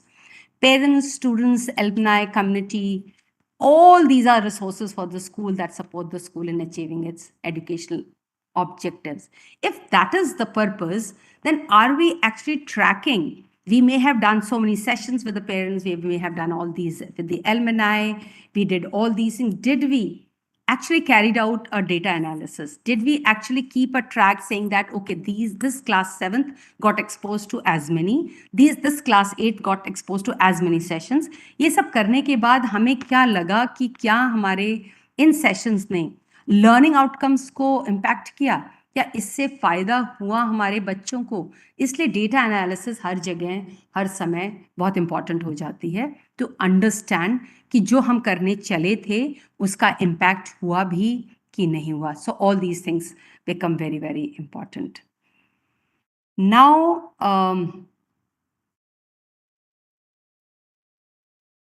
I will just take up one standard. We've just picked up the domain 3 human resources, and these are the various standards. पहला standard कहता है कि the school recruits qualified and competent staff, teaching and non-teaching both. And of course, they have to be sufficient in number so that the fulfillment of school mission and objectives is achieved. Then after recruitment, there is a apt, robust structured induction program, which lays strong foundations for productive relationship and highest standards of performance. After that, it says the staff appraisal system is in place, which is supportive and development in nature. Then comes the school. Are we committed towards achieving student learning outcomes? If yes, then we are building the capacity of teachers through collaborative, reflective, and experiential processes, whether they are the one-on meetings, or they are hand-holding, or they are classroom observations, or they are taking them through training schedules, etc. Now, through all this, how does the school create a positive culture of engagement that strengthens employee-leader relationship? ये सब सही रहेगा, सब positive culture रहेगा, wellbeing रहेगी, तो ये सब जो हमारा जो अच्छे स्किल सेट्स वाले टीचर्स, स्टाफ वगैरह हम जो लेके आए, वो तभी वो कंट्रीब्यूट फुल्ली कर पाएंगे जब ये सारी चीज़ें हमारी प्लेस में होंगी. And are the parents equal and vital partners in the education? Are the students, is the student engagement taken up as the fundamental to schooling outcomes? Are we able to achieve all those through the students' engagement? Are the alumni, are they acting as a stakeholders in quality education? Are they really, क्या वो इतना sense of belonging feel कर रहे हैं कि ये मेरा school था, आज की डेट में देखो मेरा स्कूल यहाँ से यहाँ है, आज की मेरे स्कूल की टीचिंग लर्निंग प्रोसेसेस यहाँ से यहाँ पहुँचे हैं, ये हमारे पास शायद ऑडिटोरियम नहीं था, आज की डेट में ऑडिटोरियम है, आज ये स्पोर्टिंग फैसिलिटीज़ हैं, आज ये हम इसमें मैं फुटबॉल में बहुत अच्छा हूँ, क्या मैं जाके इन बच्चों को वो और एक्सपोजर दे सकता हूँ, क्या मैं वो एज एन एलुमनाई स्कूल को दे सकता हूँ जो मैं as a maybe student कभी नहीं पाया था शायद. So, and looking at this, that क्या स्कूल आपका कोलैबोरेट करता है with community for student achievement and wellbeing and facilitates volunteerism as well. So अगर आप देखेंगे इस सब को, स्टैंडर्ड्स को, वो सब हमने अभी पिछली स्लाइड्स के थ्रू समझा, देखा, जाना. Now we'll just take up one standard. I'm just picking up a school staff appraisal. आप कोई भी एक अपना इसी तरह से उठाइए और उसको पूरे अपने उसको थ्रेडबेयर एनालाइज करिए, समझिए कि ये जो मैंने पिकअप किया 3.1.3, the standard says the school staff appraisal is a supportive and developmental process to ensure positive outcomes for your students. Now go back and look into through the eyes of the standard and the performance indicators and the supporting documents that are listed. Go through this and understand. आप अपनी HR policy देखिए क्या उसमें staff appraisal का column था, क्या मैंने staff appraisal के बारे में ठीक से लिखा, क्या मैंने जॉब डिस्क्रिप्शन है उसको वहाँ लिखा, क्या वहाँ पे की responsibility areas of that position has been highlighted correctly. When it says it is dynamic in nature, does that mean that it is revised every now and then according to the changing roles, according to the changing form of education? क्या हम उसको revise करते रहते हैं? Staff manual जो आपके teachers handbook है, क्या उसमें फीडबैक रिपोर्ट फॉर्म है, क्या इवैल्यूएशन फॉर्म्स है, क्या ये क्या इवैल्यूएशन फॉर्म्स आपके एग्जिस्ट करते हैं, क्या ये फीडबैक रिपोर्ट एग्जिस्ट करती है, क्या आपकी टीचर्स मैनुअल है, पूरी स्टाफ जिस स्टाफ मैनुअल से सारी टीचर्स हैंडबुक से पता चलता है टीचर्स को कि उनका रोल्स एंड रिस्पॉन्सिबिलिटी क्या है, उनसे एक्सपेक्टेशंस क्या है. Is that in place? Do we have that document? है तो वो कहता क्या है? क्या वो पूरे डिटेल में बहुत क्लैरिटी देता है हर स्टाफ को कि हमारा रोल क्या है, या सिर्फ एग्जिस्ट करता है 2 पेज का, या हमारे को क्लैरिटी नहीं देता? अगर है भी, क्या वो लाइब्रेरी में रखा हुआ है, या क्या वो प्रिंसिपल रूम में रखा हुआ है, क्या वो हर स्टाफ के हाथ में दिया जाता है, क्या वो किसी PDF के फॉर्म में दिया जाता है, क्या वो कहीं पे रखा जाता है जिसको पढ़ के वो साइन करते हैं, क्या प्रोसेस आप फॉलो करते हैं?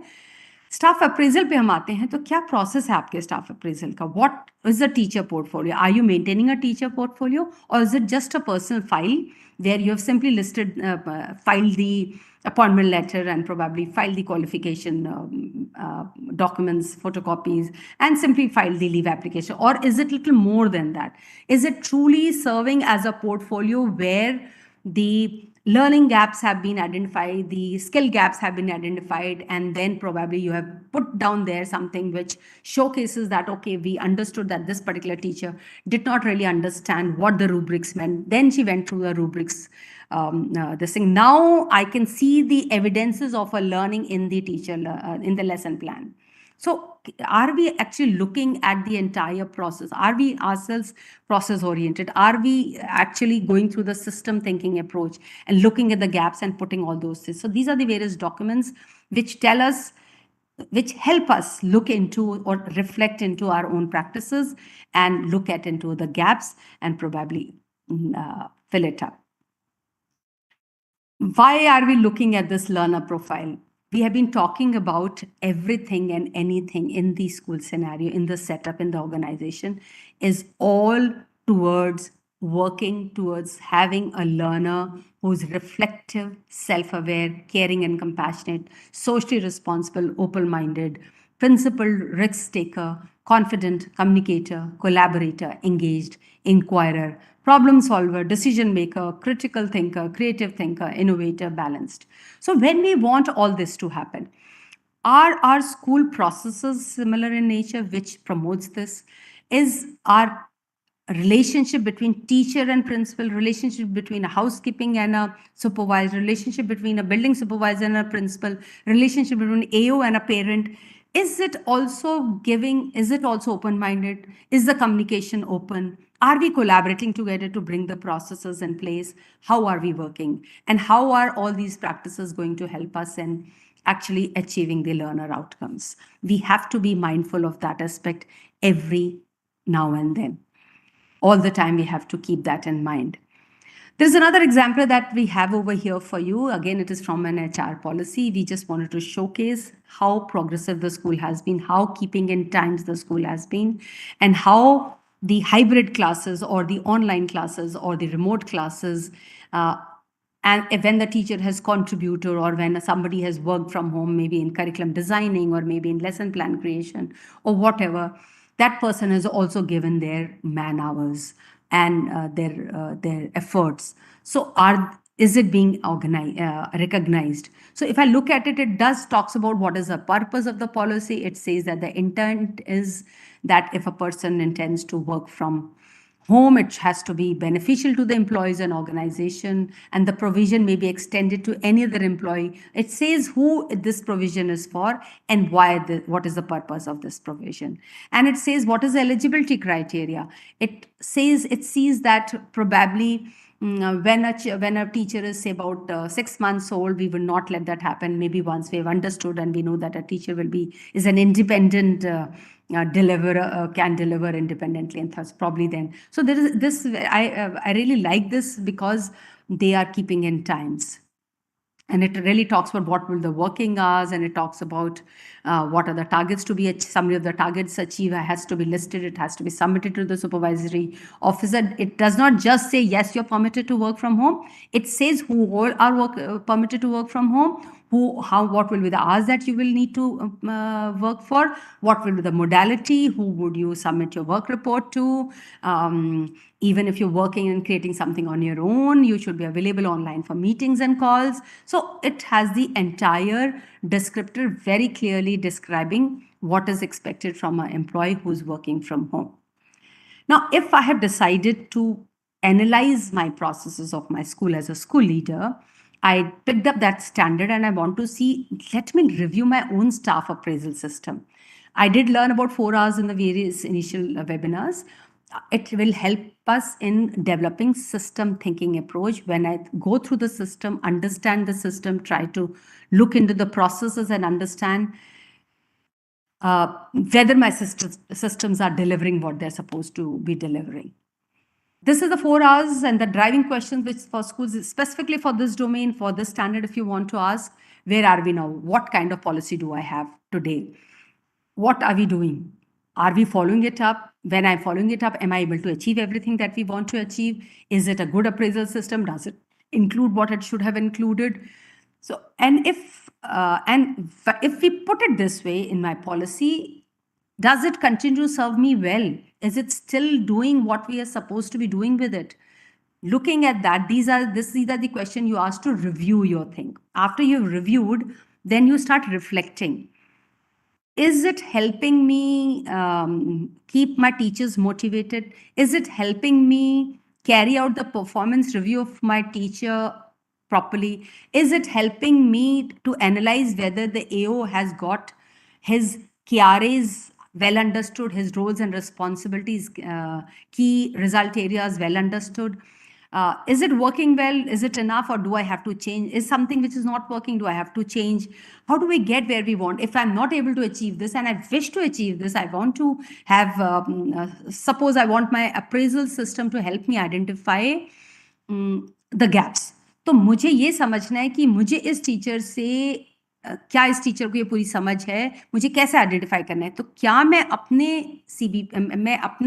अप्रेजल सिस्टम में क्या मैं कुछ ऐसे टूल्स इंक्लूड करूंगी जिसकी वजह से मैं वो आइडेंटिफाई कर पाऊं. So when you reflect your processes, that is what then you reflect on your protocol, then you reflect on your standard of procedure, then you reflect on templates. क्या achieve कर पा रहा है, क्या नहीं कर पा रहा है. अगर ये नहीं कर पा रहा है तो मुझे अब करना क्या है? How do I respond to it? What do I do to it? So basically ये सब आपको हेल्प करेगा अपने आप को रेट करने में कि मैं अभी इसी लेवल पे हूँ, मुझे अभी और बहुत कुछ करना है. कुछ करने के लिए मुझे क्या करना है? उसको करने के लिए मुझे अपने लिए, मैं जब अपने आप को रिव्यू कर रही हूँ और मैं जब गैप एनालिसिस एस्टैब्लिश करने की कोशिश कर रही हूँ, then I am trying to understand कि are there regular classroom observations by HODs when I set up this appraisal system? Is principal actually reviewing or looking into the classroom to review the eventual achievement of defined learning outcomes of the children, of the students? How does it work? Do I have regular feedback and feed forward to the teachers? Are there one-on-one meetings? Are we holding and mentoring the teachers when they are not able to really carry out what we expected them to do? Okay, this particular supervisor somehow is not able to achieve. Why he is not able to achieve? Let me look into the processes. Is it that he is not looked into the SOPs, or is it that he's looked into the SOPs and not little careless about it, or is it that he is going through a certain crisis at home where there are some domestic issues at home? So there's a whole lot of questions that we have to keep asking. Does my appraisal system caters for all this analysis, caters to ask these questions, reflect on these questions? When I do and I see certain gaps, And I place myself in one, when I look at the levels of performance indicators, I place myself ki, okay, my system is good, I have certain practices, but जहाँ पे hand holding नहीं है, वहाँ वो नहीं हो रहा है, जहाँ पे hand holding है, वहाँ पे हो रहा है, हम कैसे इसको आगे ले जाएं, क्या मेरी जो practices हैं, ये थोड़े अर्ली ईयर्स में है, थोड़ा कंस्ट्रक्टिव ईयर्स पे है, अभी कुछ कुछ चीज़ें आई हैं, लेकिन जनरली जब वो गड़बड़ होता है तब हम उसको ठीक करते हैं। हमारी सिस्टम्स को और वेल प्लेस्ड होने की ज़रूरत है, और मेरे अपने पॉलिसीज़ को या स्टैंडर्ड प्रोसीजर्स को और क्लियर होने की ज़रूरत है। ये सब देखते हुए मैं अपने आप को अगर प्लेस करती हूँ तो दिखता है कि मैं अभी शायद लेवल 2 पे ही हूँ। So if with respect to standard 3.1.3, which is concerning the appraisals, in this appraisal system, my school system is probably at the level of maturity. So what is my aspiration level? Where do I want to be? I want to be at the level of 3. I don't want to be at 4 as of now. Let me go slow. Let me work carefully. Let me identify which all I need to look into. How do I set up my processes? Because it's not just creating a policy or just putting down in the template. It is also putting it in practice, implementing it, seeing what works, seeing what does not work. It's like a cycle that I have to keep getting at. So I set up a system for myself कि ठीक है, ये सब तीनों चीज़ें मेरे high priority पे हैं। मैंने ये देखा कि मैंने सिस्टम तो अप्रेजल का सेट किया, लेकिन मैंने वन डिस्कशंस नहीं समहाउ किए। तो क्या करना चाहिए मुझे? मैं चाहूँगी कि मेरे HODs इसको 3 बार करें साल में, मेरे HMs 2 बार करें। So this is some system that we have co-created with the staff, with the rest of the leadership. And ये सब हमने किया। इसके बाद अपने वाल improvement plan बनाया, and do we put it in practice? Yes, that is when we put it in practice, and that is how our continuous cycle of understanding, appraising, reviewing, all that comes into place, and we are able to achieve good school outcomes. So these schooling outcomes can be helped, achieved through all the resources that we talked about today, starting from teachers to parents to students to alumni and the community. If you want to know little more, we have little more here. We have this book, the resource, which you can go through. There's another framework. We all have to know that anything and everything that comes up related to teachers, NCT, National, the Teacher Education Council is presently working on piloting a project on NPST also. They're setting up professional standards for teachers also. When it comes up, please go through that. It's going to be very, very informative. It is going to be a self-assessment tool for yourself, whether you have those. It is full of performance indicators, so it will help you become a better teacher also. Please talk about it to your teachers as well, and continue to encourage your teachers, continue to hold their hands, continue to mentor them, continue to make them feel valued, continue to make them understood. Appreciate your housekeeping, appreciate your parents' involvement, get them involved, use them as resource. Let's make the school a very, very happening place. Let's all of us make happen what the entire educational ecosystem wants. With that, I finish my session. Over to all of you for a question answer time. Rita ma'am, there have been a lot of appreciation. A lot of people have appreciated, informative, very interesting and wonderfully shared, excellent session and all of that. Apart from that, there are few things. Initially, Mr. Jaladhar Mahapatra had mentioned more examples are required, but I think towards the end you gave a lot of examples. I hope he's been taken care. And there is also sharing the PowerPoints in the Shiksha mail is what Mrs. Anjali and Prabha ma'am are asking about it. And there's one Mr. Arnab mentioning, he is not questioned, he says the concept of appraisal should be both in the form of summative and formative, so that staff will get a window. That's what he's saying. I'll like to add on that. Very correctly said. When we say summative and formative, when we talk about the intervention points, when we talk about one-on-one meetings, when we say feedback and feed forward, all these are actually formatives. What assessments for in the system of appraisal? Very correctly brought out by him. Yes. Yeah. So he says that because of that, staff will get a window, some period to plug the loopholes. He's saying that should be good. And of course, one comment has come from Mrs. Uttara Majumdar. She says it all sounds like heaven, but reality is far from it. I don't know whether you want to take it and address it to them. This is one comment that has come. And there's somebody is asking whether it can be all No, this we can be can made. pause here. We can pause here, Shanti ma'am. Yes, it all seems like heaven, but it is all doable. As long as it is doable, as long as it is actionable, as long as it is, even if the progress is slow and steady, it's fine. We don't have to reach that heaven kind of thing that you describe over here today. Any one step, good step in good direction is good. Yeah. And of course, there is somebody who's asking whether this could be given as a booklet to them. This kind of content is very, very exciting. We would like to see it again and again, go through it again and again. So I think the SQAA framework, most of it, our understanding has been from the SQAA booklet itself, the framework. So you have that. Second thing, what we need over here is the video. This particular video will remain on YouTube forever. Thirdly, what I've heard from CBSE lately is that all this PPT, because a whole lot of people have been asking for the PPTs of the presenters. So all these PPTs are also probably being converted into PDF and is going to be probably, Kalpana ma'am will know what is the future of that. What I've heard is, Dipanshu can probably tell us, it is going to be put up in some place for all of you to access. Yeah. There is one, somebody is saying that we saw that movie last time you had shunned.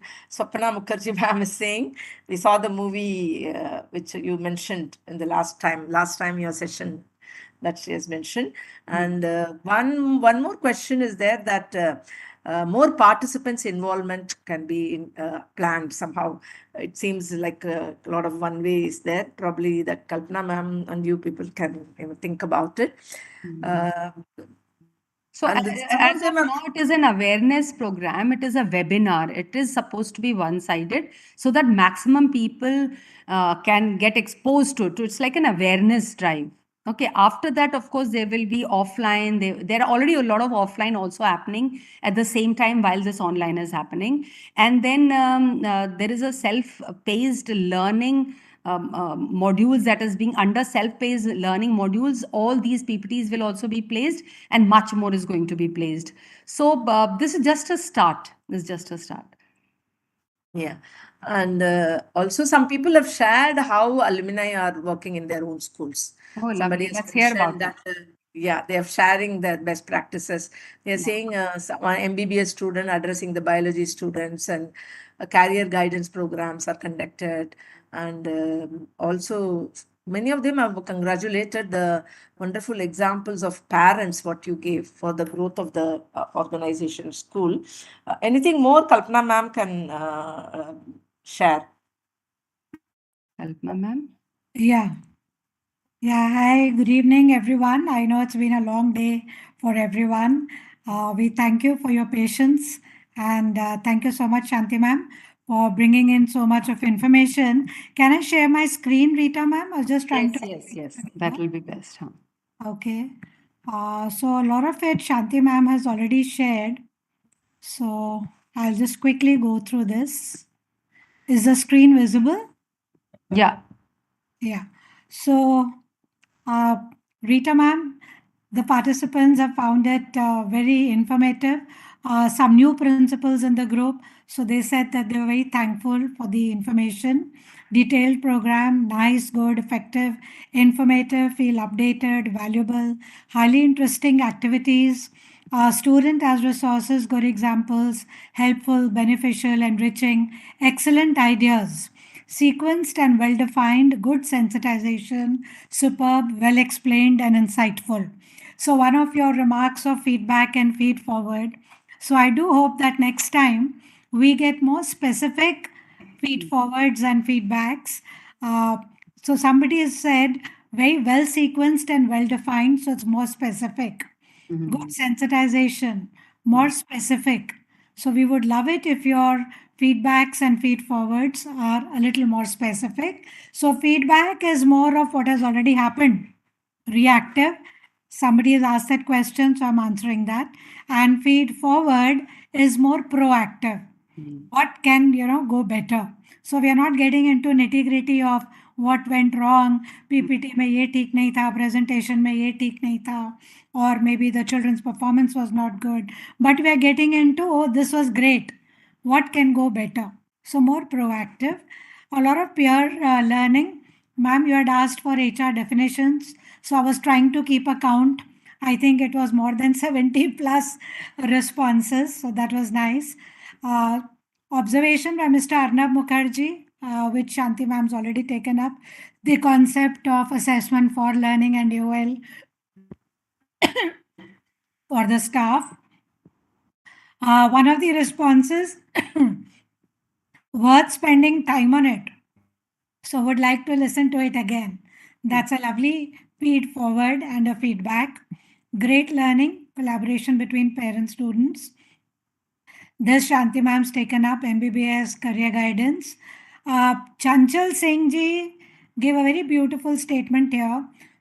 Splendid explorative journey towards human as a skillful resource for its development. Stakeholders for the stakeholders. So a lovely observation there, Chanchalji. Martin mentioned that it's a reflection for all schools, and a few people have already mentioned will definitely implement. And yes, people who've been seeing the previous sessions very attentively have also watched the film Boy Who Harnessed the Wind. And I'd also like you, probably you could see there are a lot of pros and cons in it, but Daughters of Destiny on the Netflix. Daughters of Destiny is again a very beautiful documentary film. You may relate some of the things, you may not correlate, but a lovely thought behind it. So this, Rita ma'am, you've already answered that it will be put up on the self-paced learning material portal. Somebody has asked for a capacity building for admin staff. So maybe CBSE can look back at it. Feedback, feed forward, I've already taken. Some of the text and infographics will take care to have it clearer. Someone else asked, what is an ideal service book? So the service book that we currently have is your very old version, a typical version of your details of leaves and your record, etc. But Rita ma'am's given a very beautiful example of how we can create simultaneously a portfolio which the teachers can maintain. All the good things they do, sessions they conduct. She gave a sample of the teacher's journal. So that itself can be an additional service book. Sounds like heaven has already been attended. Yes. Whoever thought, friends, that we would be interacting on Zoom and Google and WebEx few years ago? Who would have thought that Rakesh Sharma would have landed on the moon? So yes, we can dream of it, and I'm sure it will be a reality one day. So ma'am, don't get discouraged. YouTube, it's already available on CBSE YouTube. Kindly subscribe to the YouTube channels so you would be able to see again and again. Examples, lot of them. In English was one comment, but again, there are some people who want us to do it in Hindi and some people who want us to do it in English, and so it becomes a little difficult. QR code for teachers toolkit, that is a journal by one of the schools. So it is specifically for their own school. So sorry, they may not be able to share the QR code. Certificate, well, we've been asking for it the last 6 May I, years. Kalpana ma'am? Yeah. I think not as of the sampler or anything, but for the PDFs that we have been talking about, the link that we give in our last slides in all these sessions, we could create a toolkit of that. That is very easy. We'll put it in self-paced if it's okay with the CBSE. Lovely. So we can keep that as a resource in the self-paced learning material. That we take as feed forward for us. Thank you. Thank you, Rita ma'am. So informative, useful, but not very interactive because of the YouTube mode that we have. All of us, we also feel the same, that we would love to be in a session where we can see each other, talk to each other, respond to your queries, have a lot of Mentimeters and Padlets and poll surveys, etc. But given the nature of the session, since it's only an awareness session, probably we'll try and make it more interactive as far as possible. But forgive us if you're not able to make it totally so the way that you're requesting for. So we apologize if that can't be possible. Certificates, yes. Uh, some of the leaders, mentors in CBSE have also been talking about the very same thing. I think our certificate will be when we have started moving on our developmental continuum. Whichever level we are on, we are growing, we are evolving, we are honest in our reflection, we are making a difference to the way that our children are learning. I think that it may sound a little idealistic, friends, but I think this is the time, this particular number of years, that's going to bring about a huge change in the way education is going to be looked at. And all of us present here today are going to be a part of that legacy. So I don't know if that helps, and I don't know if you'll get a certificate or not, but let's aspire that we do the best for our children. Mr. Himar Pandey had asked if we can share the appraisal format. What we can do is, again, going by what Rita ma'am said, we can probably put it in the self-paced learning material that is being developed. The material is right now ready for almost the 7-8 standards, and we'll try to expedite the same, and so that it will help you, and the resources that we put there, based on the feedback that you're giving us, because that's one of the outcomes of this module also, that the feedback that you give us will help us to improve our self-paced learning material. So Rita ma'am, once again, thank you so much for that wonderful session. Very well sequenced, well thought out. So it was following an inductive, inductive approach, and very well explained with so many examples. And thank you so much, Shanti ma'am, for all the back-end support. Together with, as usual, I can see Manju ma'am also there. So thank you ma'am for being the silent observer. And of course, who can forget Dipanshu and team CBSE, who've been there behind the scenes to ensure that the modules go off without a hitch. You can tell the participants to be ready for the 8th session by Manju ma'am on inclusive practices. Yes. So the next session is on inclusive practices, and that is on 9th of August. Don't miss it. It's a beautiful session on how to make our schools inclusive, and that's a huge gap area in our schools. That's what we have observed and seen. So don't miss it on the 9th of August. Same time, same place. See you there. Thank you. And thank you, Kalpana ma'am, for debriefing the entire thing so beautiful. And you must have kind of copied, pasted, done. I mean, being at it continuously. I don't think you missed a single comment. Thank you for that. Thank you. Thank you, Dipanshu. Thank you, everybody. Rita ma'am, you said no, there is a system. Yes. The system protocol says it has to end with Dipanshu saying a thank you. So Yes, Dipanshu, sorry. Formal end. Thank you, ma'am. Esteemed guests, resource persons, participants, as we come to the close of this enriching webinar, I am here with immense gratitude to each and every one of you for making this event a tremendous success. A special thanks to our Joint Secretary, ma'am, Mrs. Dharni Arun, whose presence added prestige to this event. A big shout out to our IT team, especially Mr. Dheeraj and Mr. Sudhir, whose dedication and hard work behind the scenes ensured the seamless execution of this event. I would like extend our heartfelt appreciation to our esteemed resource persons, Rita ma'am, Kalpana ma'am, Shanti ma'am, and Manju ma'am. Your expertise, knowledge, and valuable insights have enlightened us all and left a lasting impact. Your willingness to share your wisdom has been the cornerstone of this webinar success.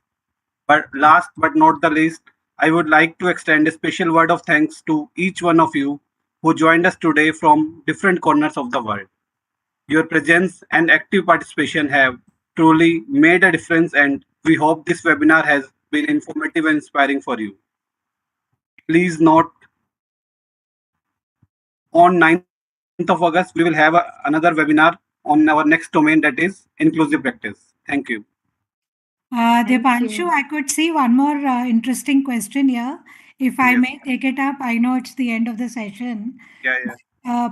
Somebody had written that if there are only the fee structure is low and the number of children is less, it's not possible to have an HR department. So I think the question here is not to have a HR department, but understanding the stakeholders. Rita ma'am, am I right? So understanding. Absolutely. That is why, if you remember, it was mentioned whoever is responsible for recruitment, whether it's a principal or HM. So basically, who does that work? Work has to be done. Who does it can be decided according to what kind of organization the school follows. Absolutely. So I hope that answers your query, ma'am. You had asked that. Beautifully answered. Thank you, everyone. Bye bye. Shabba khair. Good night. Yeah. Thank you, everyone. God bless. Thank you.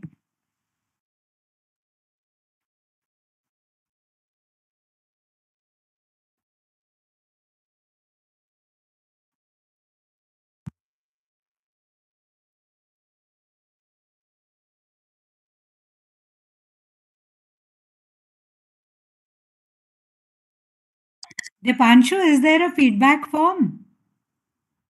People are asking for feedback form.